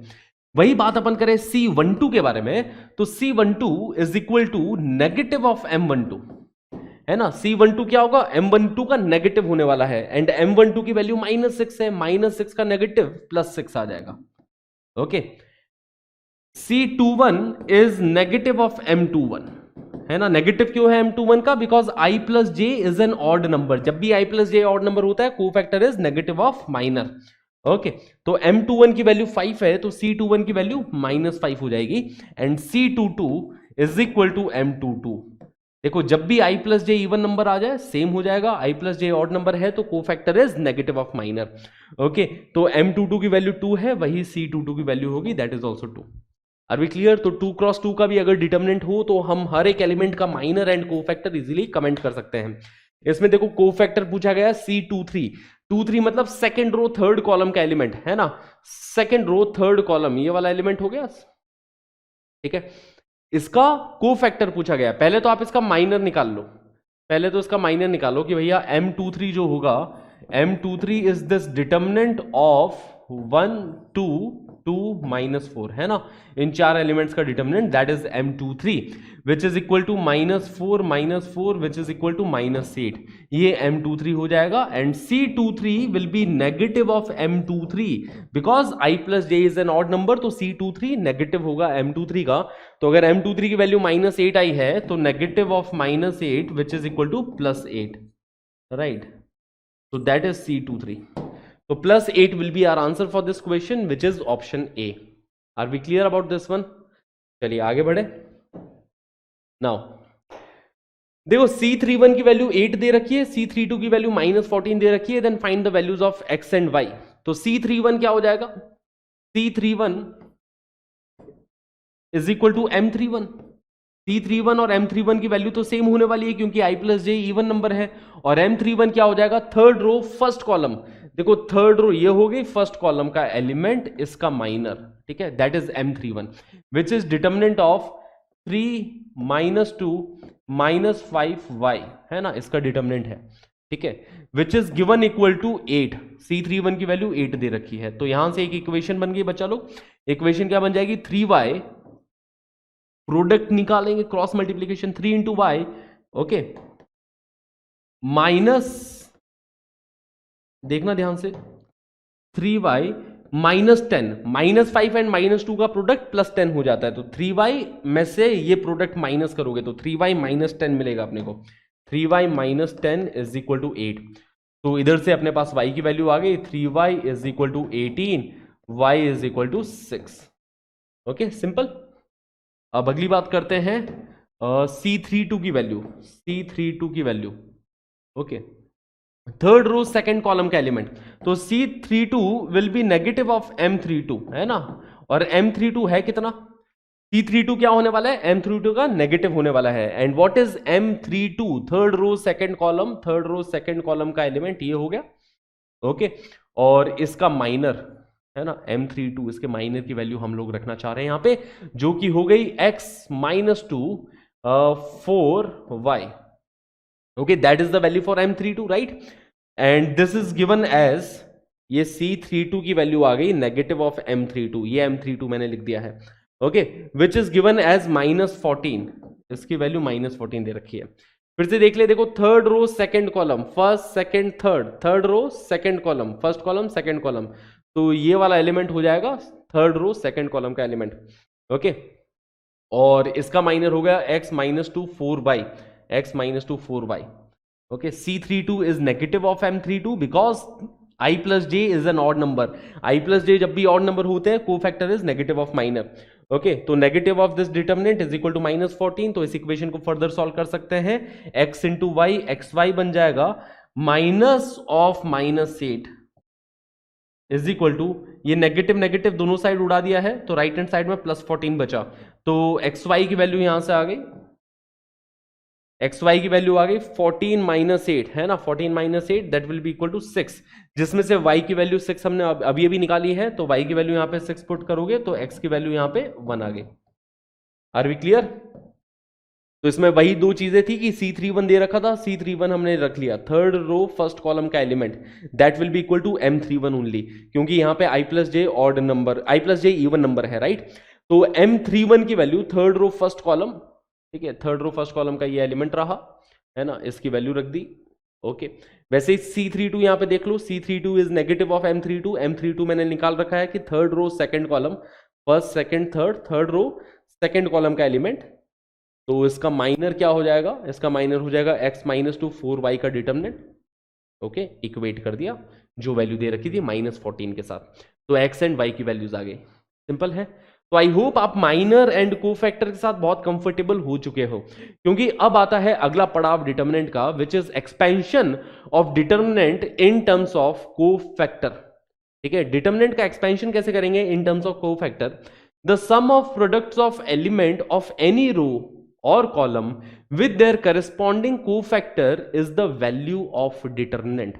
डिटर्मिनेंट की वैल्यू क्या होती है? डिटर्मिनेंट की वैल्यू होती है कि कोई भी एलिमेंट ले लिया मैंने, है ना, कोई भी रो या कॉलम पकड़ लो। सबसे पहले तो ये सोचो कि किस रो या कॉलम के अबाउट डिटर्मिनेंट को एक्सपैंड करना है, किस रो या कॉलम के अबाउट डिटर्मिनेंट की हमें वैल्यू निकालनी है। तो जैसे मैंने फर्स्ट रो लिया, अभी तक अपन यही कर रहे थे ना, अभी तक अपन फर्स्ट रो के ही अबाउट एक्सपैंड कर रहे थे। तो फर्स्ट रो के एलिमेंट्स लिया, उसको खुद के ही कोफैक्टर के साथ मल्टीप्लाई करके ऐड कर दोगे, है ना। देखो, sum of product of element of any row with their corresponding cofactors is the value of the determinant. जैसे कि बच्चा लोग कि हमने अभी तक ऐसा देखा था एक determinant A11, A12, A13, A21, A22, A23, A31, A32, A33, है ना। ये हो गया एक स्टैंडर्ड डिटर्मिनेंट। अब इसको एक्सपैंड करते हैं, अगर फर्स्ट रो के अबाउट करूंगा तो A11 मल्टीप्लाई होगा C11 के साथ, प्लस A12 को मल्टीप्लाई करेंगे C12 के साथ, plus A13 C13। That is the value for determinant कि A11 को मैंने उसके खुद के कोफैक्टर के साथ मल्टीप्लाई कर दिया, प्लस A12 को उसके खुद के कोफैक्टर के साथ, A13 को उसके खुद के कोफैक्टर के साथ मल्टीप्लाई कर दिया। ओके, जिसको अपन फर्दर ऐसा भी लिख सकते हैं कि A11 इंटू C11, अगर माइनर के टर्म्स में लिखूं, है ना, ये तो हो गया इन terms of cofactor, in terms of cofactor, ठीक है, टर्म्स ऑफ कोफैक्टर। अगर आप इसी चीज को माइनर के टर्म्स में लिखना चाहते हो तो आपको पता है कि C11 और M11 की वैल्यू तो सेम होती है, but C12 is negative of M12, तो यहां पे आ जाएगा negative of A12 into M12, because C12 is negative of M12। Okay, and C13 and M13 की वैल्यू तो सेम ही होती है ना, C13 M13 की value same, C12 is negative of M12, इसलिए यहां पे नेगेटिव साइन आ गया, और इस तरीके से, ठीक है। फिर अपन M11 की वैल्यू रख देंगे। M11 क्या हो जाएगा कि इसको डिलीट किया तो ये वाला जो माइनर है दैट इज M11, है ना। M11 M12 are basically the छोटू डिटर्मिनेंट। जैसे M12 लिखना है तो इस रो एंड कॉलम को डिलीट करेंगे तो ये जो डिटर्मिनेंट बनेगा दैट इज M12, ठीक है। So this is expansion about row 1। ये क्या है? एक्सपेंशन अबाउट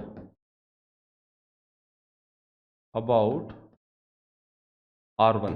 रो 1 के अबाउट मैंने एक्सपैंड करके दिखाया है, और अभी तक हमने जितने भी क्वेश्चंस किए थे उसके अंदर अपन रो 1 के अबाउट ही एक्सपैंड कर रहे थे। अब सोचो अगर रो 2 के अबाउट मेरे को एक्सपैंड करना हो, इसी चीज को अगर सेकंड रो के अबाउट एक्सपैंड करना हो, तो वही सेम चीज है कि सेकंड रो के एलिमेंट्स लिख लिए। क्या है सेकंड रो के elements? A21, A22, A23, right, A21, A22, A23, ये सेकंड रो के एलिमेंट्स हो गए, A21, A22, A23, राइट। अब उसको खुद के कोफैक्टर के साथ मल्टीप्लाई कर दिया। A21 को C21 से मल्टीप्लाई करेंगे, प्लस A22 को C22 से मल्टीप्लाई करेंगे, प्लस A23 को C23 से मल्टीप्लाई कर देंगे। ओके, एंड कोफैक्टर भी अपन कैसे निकालते हैं? कोफैक्टर निकालने के लिए पहले अपन माइनर निकालते हैं, है ना। तो इसको, इसी चीज को अपन माइनर के टर्म्स में लिखे हैं तो ये ऐसा बनेगा, देखो C21 is negative of M21, तो minus of A21 into M21 plus A22 into C22 minus of A23 into C23। अच्छा, M के टर्म्स में लिखना है ना अपने को तो यार, ठीक है, M22 minus A23 into M23। तो ये क्या करके बताया अपन ने? एक्सपेंशन अबाउट रो 2, ठीक है, expansion about second row. Second row के अबाउट एक्सपेंशन करके दिखाया है। या तो अपन ऐसे समझेंगे, देखो प्रॉपर डेफिनेशन क्या है? प्रॉपर डेफिनेशन ये है कि value of a determinant is the sum of the, है ना, sum of the multiplication of the elements of any row और column with their own cofactor. कि A21, A22, A23 second row के elements हैं, उसको खुद के ही कोफैक्टर के साथ मल्टीप्लाई करके ऐड कर देंगे तो डिटर्मिनेंट की वैल्यू आ जाएगी। अब इसी चीज को माइनर के टर्म्स में अपन ऐसे लिखेंगे, क्योंकि C21 M21 है ना, C21 की वैल्यू रखता हूं मैं अगर यहां पे, तो C21 is negative of M21, तो इसलिए यहां पे नेगेटिव आ चुका है। C22 की वैल्यू रखी तो वो M22 के इक्वल ही आ गई है, और अगर C23 की वैल्यू रखते हैं तो वो नेगेटिव आ जाती है M23 की। तो ये हो गया एक्सपेंशन अबाउट रू टू। ठीक है, इसी तरीके से अपन रू थ्री के अबाउट एक्सपेंड कर सकते हैं, या फिर किसी भी कॉलम 1 कॉलम 2 कॉलम 3 किसी के अबाउट भी एक्सपेंड करना हो, बहुत इजीली अपन लोग एक्सपेंड कर देंगे। सिंपल सी बस चीज इतनी सी ध्यान में रखनी है कि एक्सपेंड करते हुए किसी भी रो और कॉलम के एलिमेंट्स को पकड़ो, खुद के ही कोफैक्टर के साथ मल्टीप्लाई करके ऐड कर दो। ठीक है, फिर उसको अगर माइनर के टर्म्स में लिख रहे हो तो कोफैक्टर आपको पता है कि माइनर के टर्म्स में कैसे लिखते हैं, या तो कोफैक्टर माइनर के इक्वल ही होने वाला है या कोफैक्टर नेगेटिव ऑफ माइनर होगा। कोफैक्टर माइनर के इक्वल कब होता है? जब i plus J even number हो। और कोफैक्टर नेगेटिव ऑफ माइनर कब होता है? जब i plus J odd number हो। जैसे 2 + 1 ऑड नंबर, तो cofactor is negative of minor. यहां पे 2 + 2 एक इवन नंबर मिल रहा है, इसलिए कोफैक्टर माइनर सेम है। यहां पे 2 + 3 इज एन ऑड नंबर, इसलिए cofactor is negative of minor. क्या क्लियर? तो इस तरीके से अपन किसी भी रो या कॉलम के अबाउट एक्सपैंड कर सकते हैं, किसी भी रो या कॉलम के अबाउट एक्सपैंड कर सकते हैं। ओके बच्चा लोग, चलिए आगे बढ़ते हैं। अब जनरली हम एक्सपेंशन जब भी अपन करेंगे ना, तो माइनर के टर्म्स में ही करेंगे अपन एक्सपेंशन। ठीक है, माइनर कैलकुलेट करना ज्यादा आसान है, तो माइनर के टर्म्स में ही करेंगे, है ना। कोफैक्टर कैलकुलेट करने के लिए भी अपन पहले माइनर कैलकुलेट करते हैं। अगर अपने को किसी एलिमेंट का कोफैक्टर चाहिए तो पहले अपन माइनर कैलकुलेट करेंगे, फिर अपन देख लेंगे कि भैया कोफैक्टर माइनर के इक्वल ही है या कोफैक्टर नेगेटिव ऑफ माइनर है। ओके, क्लियर है इतनी बातें? The sum of the product of element of any row or column with their corresponding cofactor is the value of the determinant। ठीक है, किसी भी रो के अबाउट एक्सपेंड करो, ऑफ कोर्स सेम वैल्यू आने वाली है। आप किसी भी रो के अबाउट एक्सपेंड करो, मैं चाहूं तो इस कॉलम के अबाउट एक्सपेंड कर दूं, मैं चाहूं तो यहां पे सेकंड रो के अबाउट एक्सपेंड कर लूं। देखो सेकंड रो के अबाउट एक्सपेंड करते क्या मिलेगा, है ना, 3 multiplied by it's cofactor. Okay, 3 को इसके कोफैक्टर से मल्टीप्लाई किया जाएगा, 3 मल्टीप्लाई बाई, अब ये एलिमेंट कौन कौन से है देखो, ये A21 A22 A23 है ना, second row first column, second row second column, second row third column के एलिमेंट है। तो देखो 3 multiplied by C21 plus 0 multiplied by C22 plus 1 multiplied by C23। Okay, मतलब 1 को उसके खुद के कोफैक्टर के साथ मल्टीप्लाई किया। अब देखो C21 क्या होता है, C21 is negative of M21, तो -3 टाइम्स M21 लिख देंगे, 0 इंटू ये तो 0 ही बन जाएगा, plus 1 times C23 is negative of M23 है ना, C23 क्या हो जाएगा, नेगेटिव ऑफ M23, तो यहां पे -M23 लिख देंगे। अब M21 लिखना है, M21 बड़ा आसान है। ठीक है, मतलब इसका माइनर कैलकुलेट करना बड़ा इजी है कि -3 टाइम्स इसका माइनर हो गया डिटर्मिनेंट ऑफ 2 - 1 2 1। ठीक है, determinant of 2 - 1 2 1, that is M21 minus M23 क्या हो जाएगा, सेकेंड रो थर्ड कॉलम के एलिमेंट का minor, which is determinant of 1 2 4 2 1 2 4 2, इसका डिटर्मिनेंट। ठीक है, तो चलिए फाइनल वैल्यू कैलकुलेट कर देते हैं कि -3 टाइम्स ये बन रहा है 2 माइनस ऑफ -2 है ना, 2 माइनस ऑफ -2 दैट इज 2 + 2 4 बन जाएगा, माइनस ये बन रहा है 2 - 8। ठीक है, 2 - 8 मतलब -6, तो which is -12 + 6, -12 + 6 is equal to -6, that is our answer. ये इस डिटर्मिनेंट की वैल्यू हो गई जब मैंने सेकंड रो के अबाउट एक्सपेंड किया है ना, सेकंड रो के अबाउट एक्सपेंड करेंगे तो डिटर्मिनेंट की वैल्यू ये आ रही है। Okay, are we clear? चलिए आगे बढ़ा जाए। तो वैल्यू ऑफ दिस डिटर्मिनेंट, इस डिटर्मिनेंट की हमें वैल्यू बतानी है। तो जब भी अपन डिटर्मिनेंट की वैल्यू निकालें तो उस रो या कॉलम के अबाउट एक्सपेंड करो जहां पे मैक्सिमम नंबर ऑफ जीरोस है। तो आप चाहो तो इस कॉलम के अबाउट एक्सपेंड कर सकते हो, या आप चाहो तो सेकंड रो के अबाउट एक्सपेंड कर लो, किसी के थ्रू भी एक्सपेंड करो। तो अगर मैं इस कॉलम के अबाउट एक्सपेंड करता हूं तो सबसे पहले इस एलिमेंट को पकड़ूंगा 1 को खुद के ही कोफैक्टर के साथ मल्टीप्लाई करूंगा। अब इसका कोफैक्टर क्या है, इसका कोफैक्टर है C13। ठीक है, प्लस 0 इंटू, है ना, 0 into C23 plus 0 into C33। अब C23 0 इंटू ये तो 0 ही बन जाएगा, मतलब C13 ही अपना आंसर होने वाला है। और C13 क्या होगा, C13 M13 के ही इक्वल होगा, right. C13 and M13 are equal to each other because यहाँ पे I plus J is an even number, तो इसलिए आपस में दोनों इक्वल हो चुके हैं। ओके, तो M13 की वैल्यू देखो कितनी आ रही है, मतलब इसका माइनर, इस एलिमेंट का माइनर क्या हो जाएगा, रो कॉलम डिलीट किया तो डिटर्मिनेंट बन रहा है 5 0 -10 एंड 3 का determinant which is 5 3 15, 15 minus 0 that is equal to 15 only. ये हमारा आंसर हो गया। तो समझ लो कितना इजी हो गया इसको कैलकुलेट करना, बहुत ज्यादा इजी हो गया कैलकुलेट करना अगर अपन इस कॉलम के अबाउट जा रहे हैं, क्योंकि ये दोनों तो 0 0 है, ये दोनों एलिमेंट 0 है, तो इसको अपने को फैक्टर के साथ मल्टीप्लाई करोगे 0 ही बन जाएगा, इसको अपने को फैक्टर के साथ मल्टीप्लाई करोगे 0 ही बनेगा। बस 1 को अपने को फैक्टर के साथ मल्टीप्लाई करना है, और 1 का को फैक्टर क्या है ना, इसका को फैक्टर वही है जो इसका माइनर है।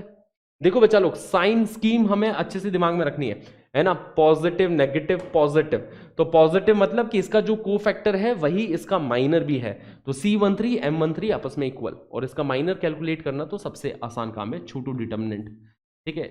कैलकुलेट कर लिया, इसकी वैल्यू कितनी आ गई 15। तो that is our answer for this question which is option B, simple. Okay, let's move ahead. So always expand the determinant along with the row or column who has the maximum number of elements equal to 0। ऐसी रो या column के about expand करो जिसके अंदर सबसे ज्यादा zeros हो, है ना। अगर कॉलम 3 के अंदर सबसे ज्यादा जीरो है तो कॉलम 3 के अबाउट एक्सपेंड करो। ओके, इफ एनी रो और column contains all the elements equal to 0 then the value of the determinant will be 0। अगर किसी भी रो या कॉलम में सारे एलिमेंट 0 आ गए, जैसे मैं बोलूं कि थर्ड कॉलम में सारे एलिमेंट 0 है, यहाँ पे कुछ एलिमेंट्स है, ओके, तो थर्ड कॉलम के अबाउट एक्सपेंड कर लो, दिख रहा है थर्ड कॉलम के अबाउट एक्सपेंड करोगे डिटर्मिनेंट की वैल्यू 0। देखो 6 वेज हमने सीखे डिटर्मिनेंट को एक्सपेंड करने के, there are 6 ways to expand a determinant, क्योंकि 3 तो हो गई रोज, 3 हो गई कॉलम, ठीक है। फर्स्ट रो के अबाउट एक्सपेंड कर सकते हैं, सेकंड रो के अबाउट एक्सपेंड कर सकते हैं, थर्ड रो के अबाउट एक्सपेंड कर सकते हैं, 3 तरीके ये हो गए। फर्स्ट कॉलम के अबाउट एक्सपेंड कर सकते हैं, सेकंड के अबाउट या थर्ड के अबाउट, 3 तरीके ये हो गए। तो टोटल 6 तरीके हैं डिटर्मिनेंट को एक्सपेंड करने के, और इन सब से आंसर ऑब्वियस सी बात है सेम आने वाला है ना। चाहे आप किसी भी रो या कॉलम के अबाउट एक्सपेंड करो, आंसर तो उसका सेम आएगा। Are we clear? ठीक है, चलिए नाउ, बहुत ही प्यारा क्वेश्चन है, अच्छा क्वेश्चन है, इंपॉर्टेंट है ये क्वेश्चन, आपको कुछ बातें सिखा के जाएगा, ठीक है। इसके अंदर आपसे क्या वैल्यू पूछी गई है बच्चा लोग, एक डिटर्मिनेंट आपके सामने गिवन है और आपसे वैल्यू पूछ रहे हैं A11 इंटू C21 की वैल्यू, ठीक है। A11 को खुद के कोफैक्टर के साथ मल्टीप्लाई नहीं कर रहे हैं अपन, किसी और रो के कोफैक्टर के साथ मल्टीप्लाई कर रहे हैं। A12 को C22 से, A13 को C23 से। बेसिकली हो क्या रहा है यहां पे, है ना, कि elements of first row, elements of first row are multiplied by cofactor of second row, है ना। फर्स्ट रो के एलिमेंट्स को खुद के कोफैक्टर के साथ मल्टीप्लाई नहीं किया है, सेकंड रो के कोफैक्टर के साथ मल्टीप्लाई कर दिया, तो वैल्यू क्या आने वाली है। तो ये क्वेश्चन मैंने इसीलिए लिया था ताकि आपको एक चीज सिखा पाऊं कि तो वैल्यू 0 आएगी, कि जब भी हम किसी रो या कॉलम के एलिमेंट्स पकड़ लें और उसको खुद के कोफैक्टर के साथ नहीं, किसी और रो के कोफैक्टर के साथ मल्टीप्लाई कर दिया, या मैंने एक कॉलम पकड़ी उसको किसी और कॉलम के कोफैक्टर के साथ मल्टीप्लाई करके ऐड किया, तो वैल्यू 0 ही आने वाली है। बस यही सिखाने के लिए सवाल लिया गया था। यहां पे चेक कर सकते हो वैल्यू 0 आने वाली है। देखो C21 कितना हो जाएगा, मतलब इसका कोफैक्टर, तो पहले वैल्यू रख देते हैं C21। C21 is negative of M21, ठीक है। C21 is negative of M21, तो M21 की वैल्यू क्या है, डिलीट किया तो 614 माइनस 7, 614 माइनस 7, ठीक है, which is equal to -7 into 6, है ना, तो -42, -42 -4 -46, माइनस ऑफ -46 प्लस 46, ये बन जाएगा। ये C21 की वैल्यू आ गई, ठीक है। C22 की वैल्यू निकालते हैं, C22 की वैल्यू M22 के ही इक्वल आने वाली है ना। अब इसका माइनर क्या होगा, इस एलिमेंट का जो छोटू डिटर्मिनेंट है, that is determinant of 2 1 5 -7, determinant of this thing which will be equal to 2 into -7 which is -14 -5 है ना, -14 -5 which is equal to -19. Okay, now let's calculate C23. C23 will be negative of M23. Okay, so what is M23? Row and column को delete किया तो इसका determinant आ गया negative of M23. M23 is determinant of 2 6 5 4, right? तो 4 2 8, 8 - 30 ये मिल रहा है अपने को, है ना। 4 2 8, 8 - 30 मिल रहा है, which is -22. Minus of -22 that will B +22. Okay, तो C21 C22 C23 निकाल ली। अब जो पूछा गया है उसकी वैल्यू चलिए कैलकुलेट कर लेते हैं कि A11 है 2 मल्टीप्लाइड बाई C21 है 46 प्लस A12 है 6 multiplied by -19, okay, plus A13 की वैल्यू कितनी है 1 मल्टीप्लाइड बाय 22, ठीक है। A13 को C23 से मल्टीप्लाई कर रहे हैं तो 1 मल्टीप्लाई बाय 22. ओके, एलिमेंट्स लिख लिए मैंने। A11 को C21 के साथ मल्टीप्लाई किया, A12 6 है, 6 को मैंने C22 के साथ मल्टीप्लाई किया, A13 1 है, 1 को अपन ने 22 के साथ मल्टीप्लाई किया। देखते हैं आंसर क्या आना चाहिए। ओके, वैल्यू यहाँ पे 0 आनी चाहिए। ओके, देखते हैं। तो 6 2 12, 92 ये बन रहा है, ठीक है। और ये 5 और 6 11 -114 प्लस 22, ओके, ये मिल रहा है। तो 92 प्लस 22 ये भी 114 मिल जाएगा बच्चा लोग, सही बात है। तो 114 - 114 that will be equal to 0। तो हमने देखा क्या वैल्यू आ रही है, 0 वैल्यू आ रही है। तो जब भी जैसे इसमें क्या किया गया, फर्स्ट रो के एलिमेंट्स लिए गए, है ना। इस सवाल में देखो हो क्या रहा है, फर्स्ट रो के एलिमेंट्स लिए हैं, एलिमेंट्स ऑफ फर्स्ट रो, ठीक है। Elements of first row are multiplied by cofactor of second row. First row के एलिमेंट्स को सेकंड रो के कोफैक्टर के साथ मल्टीप्लाई करके ऐड किया, वैल्यू आ गई 0। इसी तरीके से if elements of row or column are multiplied with cofactor of any other row or column then their sum is 0. खुद के ही कोफैक्टर के साथ मल्टीप्लाई किया तो डिटर्मिनेंट की वैल्यू आ जाएगी, किसी और रो या कॉलम के कोफैक्टर के साथ मल्टीप्लाई किया तो उस चीज की वैल्यू 0 आ जाएगी, है ना। अगर मतलब समझ लो खुद के ही कोफैक्टर के साथ मल्टीप्लाई किया है तो वो डिटर्मिनेंट की वैल्यू देता है ना। तो डिटर्मिनेंट की वैल्यू निकालनी आ गई कि अगर डिटर्मिनेंट की वैल्यू निकालनी है तो एलिमेंट्स को उठाओ, किसी भी रो या कॉलम के एलिमेंट्स को उठा लो, खुद के ही कोफैक्टर के साथ मल्टीप्लाई करो, ऐड कर दो, डिटर्मिनेंट की वैल्यू प्राप्त हो जाएगी। बट अगर आपने ये काम कर दिया, ठीक है, कि किसी रो या कॉलम के एलिमेंट्स लिए, किसी दूसरी रो या कॉलम के कोफैक्टर के साथ मल्टीप्लाई करके ऐड किया, तो जो भी आंसर मिलेगा वो 0 ही मिलने वाला है, ठीक है। अब इसके पीछे और भी रीजंस है। एक तो एग्जांपल देके मैंने समझा दिया कि देखो 0 ही आ रहा है, आप खुद की मर्जी से कोई भी रैंडम डिटर्मिनेंट ले सकते हो, किसी भी रो या कॉलम के एलिमेंट्स पकड़ सकते हो और उसको किसी भी रो या अदर रो या कॉलम के एलिमेंट्स के साथ मल्टीप्लाई करके लिख दो, ठीक है, वैल्यू 0 ही आने वाली है। फॉर एन एग्जांपल कि जैसे मैंने A11 A12 A13 A21 A22 A23 A31 A32 A33, तो सपोज किसी भी रो या कॉलम के एलिमेंट्स ले लिए। सपोज मैंने सेकंड कॉलम के एलिमेंट्स लिए, ठीक है। सेकंड कॉलम के एलिमेंट्स क्या हो गए, A12 A22 and A32, okay. ये सेकंड रो के सेकंड कॉलम के एलिमेंट्स ले लिए, ठीक है, A32। These are the elements of second column. अब मैं किसी और कॉलम के एलिमेंट्स के कोफैक्टर के साथ मल्टीप्लाई कर रहा हूं, ठीक है। जैसे इस कॉलम के कोफैक्टर क्या हो जाएंगे, C13, ठीक है। A12 को मल्टीप्लाई किया इसके कोफैक्टर के साथ C13, A22 को मल्टीप्लाई कर रहा हूं इसके कोफैक्टर के साथ विच इज C23, है ना। और A32 को मल्टीप्लाई कर रहा हूं इसके कोफैक्टर के साथ which is C33, okay. Value क्या आने वाली है, ये जो भी वैल्यू आएगी 0 ही आएगी, ओके।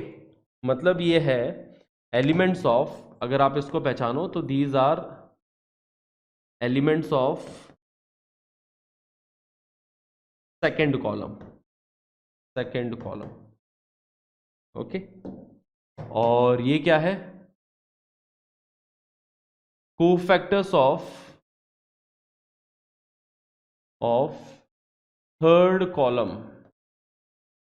एलिमेंट्स, थर्ड कॉलम के जो एलिमेंट्स हैं उनके कोफैक्टर हैं।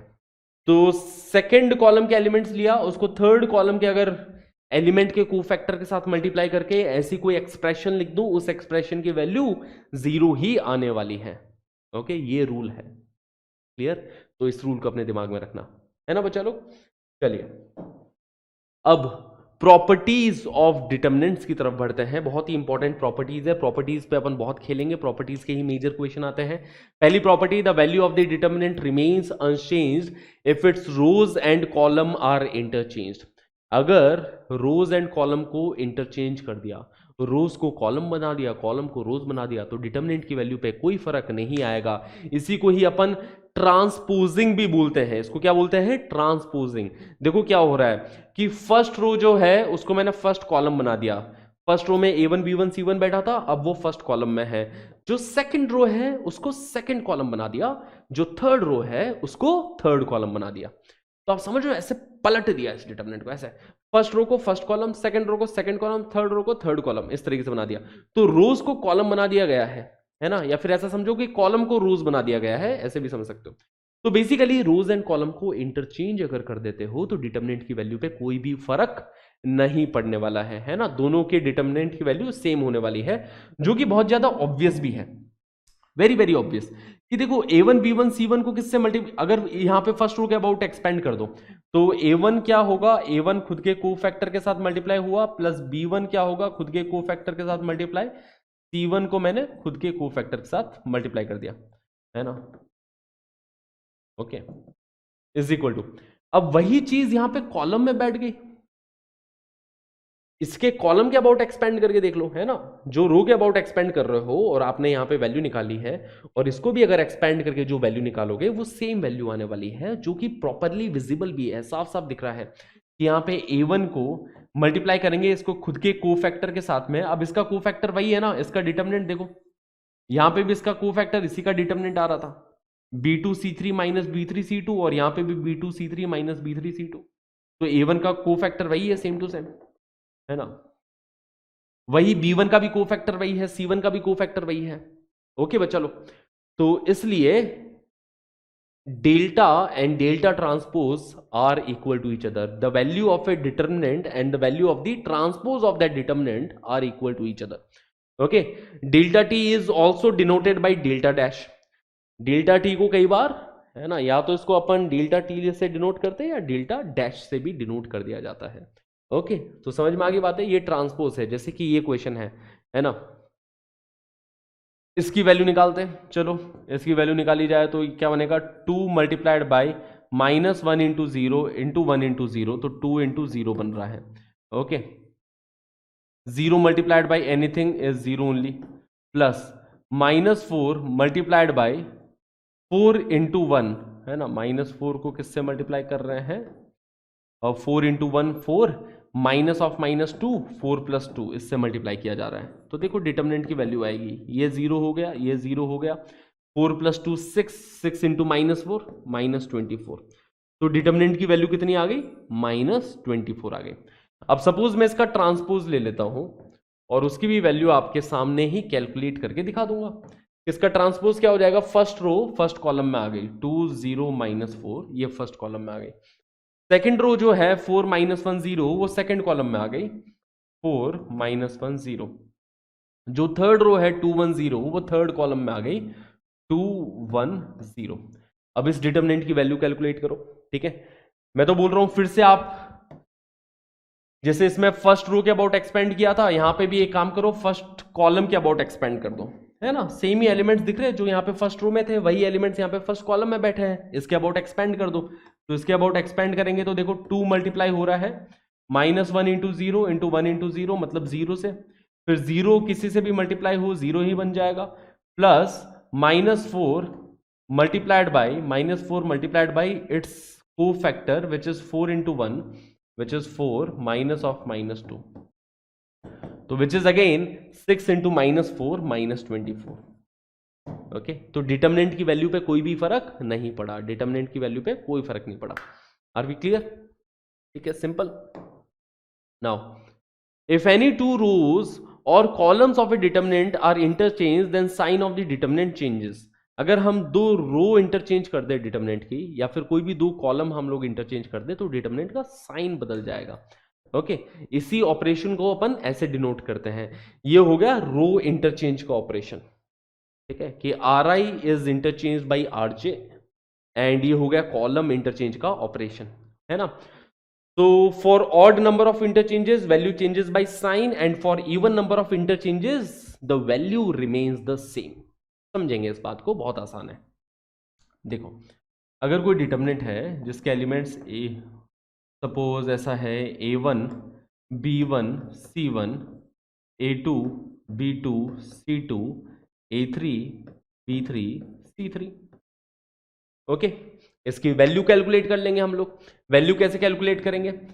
A1 मल्टीप्लाई होगा इसके माइनर से, ठीक है। A1 किससे मल्टीप्लाई होगा? A1 will be multiplied by minor of B2 C2 B3 C3, minus B1 multiply होगा इसके माइनर से। ओके, A1 को खुद के माइनर से मल्टीप्लाई किया, B1 को भी खुद के, है ना, माइनस B1 को खुद के माइनर से मल्टीप्लाई किया। बेसिकली समझ में आ रहा है ना, मल्टीप्लाई तो खुद के को फैक्टर के साथ ही कर रहे हैं। A1 को खुद के को फैक्टर के साथ मल्टीप्लाई किया गया है, बट इसका जो को फैक्टर है और इसका जो माइनर है वो सेम है। B1 को खुद के को फैक्टर के साथ मल्टीप्लाई कर रहे हैं और इसका जो को फैक्टर है वो नेगेटिव ऑफ माइनर है। तो B1 का को फैक्टर कितना है? B1 का को फैक्टर है, ठीक है, B1 का माइनर कितना है, ठीक है, तो माइनर हो जाएगा A2 C2 A3 C3 का डिटर्मिनेंट, है ना, A2 C2 A3 C3 का डिटर्मिनेंट। ओके, B1 को नेगेटिव ऑफ इट्स माइनर से मल्टीप्लाई किया गया है ना। B1 इस एलिमेंट को नेगेटिव ऑफ माइनर के साथ मल्टीप्लाई किया गया है। क्यों? क्योंकि इसका जो कोफैक्टर है वो माइनर का नेगेटिव है। प्लस C1 को मल्टीप्लाई कर दिया इसके खुद के माइनर के साथ में, क्योंकि जो इसका कोफैक्टर है वही इसका माइनर है, तो इसके साथ मल्टीप्लाई किया तो A2 B2 A3 B3 का डिटर्मिनेंट बन रहा है, right. A2 B2 A3 B3 का डिटर्मिनेंट बन रहा है। तो अभी इस डिटर्मिनेंट की वैल्यू ऐसी आ रही है एक्सपेंड करने पे। अब सपोज मैं कोई भी दो रो या कॉलम इंटरचेंज कर दिया, है ना, सपोज मैं फर्स्ट रो सेकंड रो को इंटरचेंज मार देता हूं, है ना, या फिर फर्स्ट रो थर्ड रो को इंटरचेंज कर दिया, सपोज अब मैं इंटरचेंज कर रहा हूं। तो इंटरचेंज करने पे फर्स्ट रो के अंदर कौन बैठ जाएगा? फर्स्ट रो के अंदर आ गया A3 B3 C3, second row में तो कोई चेंजेस नहीं किए हैं, और थर्ड रो के अंदर अब A1 B1 C1। अब मैंने बोला कि इसकी वैल्यू कैलकुलेट करो जरा, और मैं बोल रहा हूं कि A1 B1 C1 के अबाउट ही एक्सपेंड करो, ताकि अपन डायरेक्टली कंपेयर कर पाएंगे ना। यहां पे भी A1 B1 C1 के अबाउट एक्सपेंड किया है, तो इधर भी A1 B1 C1 के अबाउट एक्सपेंड करो। ओके, तो साइन स्कीम याद है ना, positive negative positive negative positive negative, फिर positive negative positive. Okay, sign scheme कुछ इस टाइप की रहती है। अब A1 को मल्टीप्लाई करेंगे इसके खुद के कोफैक्टर के साथ। अब इसका कोफैक्टर क्या हो जाएगा? इसका कोफैक्टर वही होगा जो इसका माइनर है, मतलब यही इसका कोफैक्टर है, B3 C3 B2 C2 का डिटर्मिनेंट, है ना, B3 C3 B2 C2 का डिटर्मिनेंट। ओके, इसका कोफैक्टर क्या होगा, है ना, प्लस B1 को मल्टीप्लाई कर रहे हैं इसके कोफैक्टर के साथ में। अब इसका जो कोफैक्टर होगा वो इसके माइनर का नेगेटिव होने वाला है, तो दैट इज नेगेटिव ऑफ, है ना, B1 is multiplied by negative of, या फिर माइनस B1 लिख दूं मैं यहाँ पे, माइनस B1 लिखना ज्यादा ठीक रहेगा, minus B1 multiplied by it's minor which is A3, है ना, determinant of A3 C3 A2 C2 plus C1 multiplied by, ठीक है, C1 multiplied by it's cofactor which is the determinant of A3 B3 A2 B2, है ना, determinant of A3 B3 A2 B2। Okay, तो इसको expand किया। अब आप खुद कंपेयर करके देखो कि ये एक दूसरे का नेगेटिव हो गया ना यार, देखो यही एक दूसरे का नेगेटिव हो गया, B2C2 B3C3, यहाँ पे B3C3 B2C2 है ना। क्रॉस मल्टीप्लाई करोगे तो समझ में आ रहा है, ये बन रहा है B3C2 माइनस B2C3, और ये क्या बन रहा है B2C3 माइनस B3C2।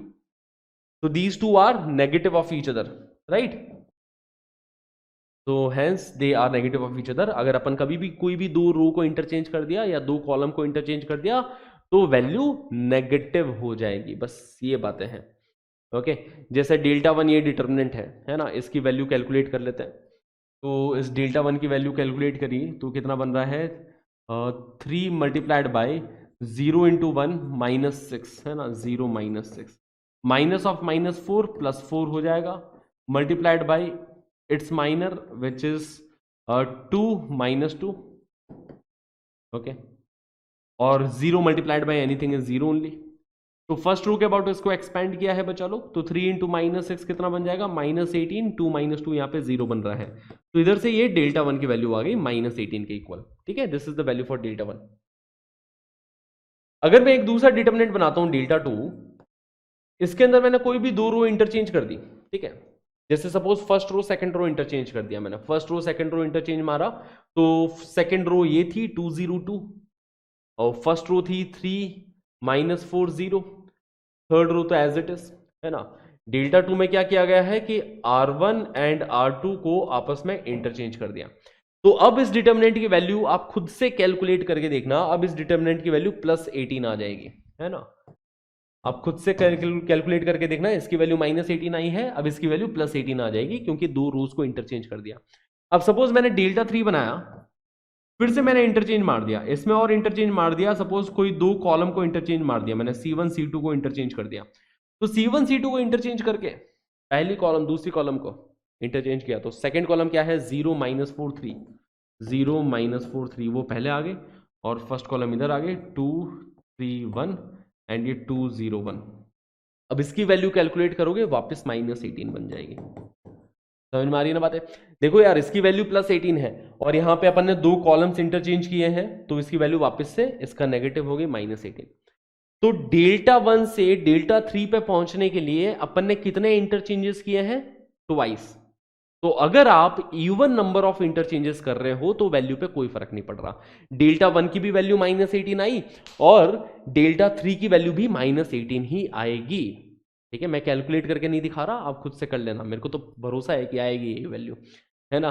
तो डेल्टा 1 की वैल्यू -18 आई, डेल्टा 3 की वैल्यू भी -18 आई, क्योंकि डेल्टा 1 से डेल्टा 3 में अपन दो बार इंटरचेंज कर रहे हैं।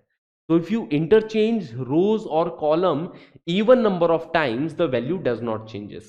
Okay, but if you interchange rows or column odd number of times, जैसे एक ही बार इंटरचेंज मारा या फिर 3 बार इंटरचेंज कर दिया, तो value changes by the sign, है ना, वैल्यू साइन से बदल जाती है, साइन चेंज हो जाता है उसका। Are we clear? ठीक है, नाउ अगली property, if any two rows और column of a determinant are identical, all corresponding elements are proportional, है ना। अगर कोई भी दो रो या कॉलम आइडेंटिकल है या फिर कोई भी दो या रो या कॉलम प्रोपोर्शनल है, तो डिटर्मिनेंट की वैल्यू 0 होने वाली है। जैसे कि फर्स्ट एग्जांपल में अपन देखेंगे कि यहाँ पे first row and third row एकदम आइडेंटिकल है, तो इस डिटर्मिनेंट की वैल्यू 0 हो जाएगी। और अगर आपको चेक करनी हो सर 0 कैसे हुई, तो सेकंड रो के अबाउट एक्सपेंड कर दो। सेकंड रो के अबाउट एक्सपेंड करोगे तो देखो e multiplied by it's cofactor, अब e का जब कोफैक्टर निकालोगे तो 0 बन जाएगा, है ना, BC माइनस BC 0 बन गया। ठीक है, तो एक्सपैंड कर लो, एक्सपैंड अबाउट R2, क्योंकि सबसे सिंपल ये रहेगा, सेकंड रो के अबाउट ही एक्सपेंड करके देखना सबसे ज्यादा सिंपल रहने वाला है। ठीक है, सेकंड रो के अबाउट एक्सपेंड किया, देख लिया, e multiplied by it's cofactor which will be 0 plus f multiplied by it's cofactor, वो भी 0 आएगा, और g का भी कोफैक्टर देखोगे आप 0 आ रहा है। देखो g का कोफैक्टर क्या है, जिस रो एंड कॉलम में है डिलीट किया, और ये जो छोटू डिटर्मिनेंट बन रहा है उसकी वैल्यू ab माइनस ab 0 ही बन रही है। ओके, तो hence we can say that is 0। यहां पे भी देखें तो first column second column proportional है क्या? फर्स्ट कॉलम के एलिमेंट देखो 2 4 6 1:2:3 रेशियो, और 3 6 9 1:2:3 रेशियो। ठीक है, तो अगर ये प्रोपोर्शनल है, देखो ऐसा भी देख सकते हैं 2:3, 4:6 is also 2:3, 6:9 is also 2:3। Okay, तो अगर दो कॉलम प्रोपोर्शनल है तब भी डिटर्मिनेंट की वैल्यू 0 आने वाली है, क्योंकि थर्ड कॉलम के अबाउट एक्सपेंड करके आप क्लियरली देख सकते हो कि 11 मल्टीप्लाइड बाई 11 किससे मल्टीप्लाई होगा, 11 मल्टीप्लाई होगा 9 4 36 माइनस 36, है ना, 36 माइनस 36 प्लस, फिर अपन 13 को मल्टीप्लाई करेंगे, है ना, 13 को मल्टीप्लाई किया, इसके को फैक्टर के साथ मल्टीप्लाई करोगे तो 9 2 18, 6 3 18, 18 माइनस 18 अगेन 0। ओके, प्लस 17 को मल्टीप्लाई कर दो, थर्ड कॉलम के अबाउट एक्सपेंड कर रहे हैं, तो 17 मल्टीप्लाइड बाय 6 2 12, 4 3 12, 12 माइनस 12। ओके, तो देखो 0 0 0, ओवरऑल क्या आंसर आ जाएगा, 0 आ जाएगा। तो बस आज के लिए इतनी ही प्रॉपर्टी मैं बताने वाला हूं, आगे की प्रॉपर्टीज हम लोग डिस्कस करेंगे बच्चा लोग नेक्स्ट क्लास में। तब तक के लिए आप डिटर्मिनेंट एक्सपैंड करना सीख जाइए, डिटर्मिनेंट के ऊपर अच्छे से प्रैक्टिस कर लीजिए कि एक्सपैंड कैसे करना है, किसी भी रो या कॉलम के अबाउट अगर आपको एक्सपैंड करने के लिए दिया जाए तो वो आपको आना चाहिए, है ना। बाकी अपन आगे की प्रॉपर्टीज नेक्स्ट क्लास में डिस्कस करने वाले हैं और बहुत बहुत इंपॉर्टेंट प्रॉपर्टीज आने वाली हैं। तो आज के समरी है सेशन की, हमने डिटर्मिनेंट्स के बारे में समझा था, order of determinant, expansion of determinant, minor and cofactor and properties of determinants. ठीक है, ये हमने आज की क्लास में सीखा है ना। और एक साइन स्कीम भी अच्छे से दिमाग में ध्यान रखना, positive negative positive negative positive negative positive negative positive. ठीक है, ये साइन स्कीम हमें ध्यान रखनी है, एक्सपेंड करते हुए ये साइन स्कीम बहुत ज्यादा काम आ जाती है। जैसे कि अगर मैं एक्सपेंशन कर रहा हूं, सपोज थर्ड रो के अबाउट एक्सपेंड कर रहा हूं, या फिर सपोज सेकंड कॉलम के अबाउट एक्सपेंड कर रहा हूं, ठीक है, तो एलिमेंट्स लिख देते हैं अपन general, A11 A12 A13 A21 A22 A23 A31 A32 A33। तो एक्सपेंशन अबाउट कॉलम 2, अगर कॉलम 2 के अबाउट मुझे एक्सपेंशन करना है तो expansion about column 2 about column 2, तो कॉलम 2 के अबाउट एक्सपेंड करना है तो अब मैं कोफैक्टर के टर्म्स में ना करके डायरेक्ट माइनर्स के टर्म्स में एक्सपेंड कर सकता हूं। कैसे कि नेगेटिव का साइन यूज करना है A12 के साथ, negative of A12 into its minor, positive का साइन यूज करना है A22 के साथ, positive of A22 into its minor, and negative का साइन यूज करना है A32 के साथ, तो negative of A32 into its minor. Okay, इस तरीके से कॉलम 2 के अबाउट एक्सपेंड कर दिया, क्योंकि माइनर निकालना ज्यादा इजी है अपने लिए, है ना। कोफैक्टर के अंदर फिर सोचना पड़ेगा, है ना, माइनर निकालना ज्यादा इजी है। माइनर निकालने में कुछ भी बड़ी बात नहीं है, जैसे अगर A32 का माइनर निकालना है तो जिस रो एंड कॉलम में उसको डिलीट करो, ये जो छोटू डिटर्मिनेंट है ये वही इसका माइनर है। ओके, तो ये साइन स्कीम ध्यान रहेगी तो एक्सपेंशन आपके लिए बहुत ईजी रह जाएगा, किसी भी कॉलम या रो के अबाउट आप एक्सपेंड कर सकते हो साइन स्कीम से। तो एक डिटर्मिनेंट उठाओ, कोई भी जनरल डिटर्मिनेंट, उसको हर रो या कॉलम के अबाउट एक्सपेंड करके देख लो, अच्छे से दिमाग में बैठ जाएगा कि कैसे एक्सपेंशन करना है। क्योंकि नेक्स्ट क्लास में अपन लोग प्रॉपर्टीज के बारे में मेजरली डिस्कस करेंगे। ओके, बहुत इजी चैप्टर है, डिटर्मिनेंट छोटा चैप्टर है और बहुत इंपॉर्टेंट है जेई पॉइंट ऑफ व्यू से। ठीक है, जेई मेंस एंड एडवांस में इतने ज्यादा सवाल पूछे जाते हैं इस चैप्टर से, तो इस चैप्टर को अपन बहुत ज़्यादा बढ़िया से करेंगे। और पढ़ते रहो यार, बहुत अच्छे से पढ़ाई करो।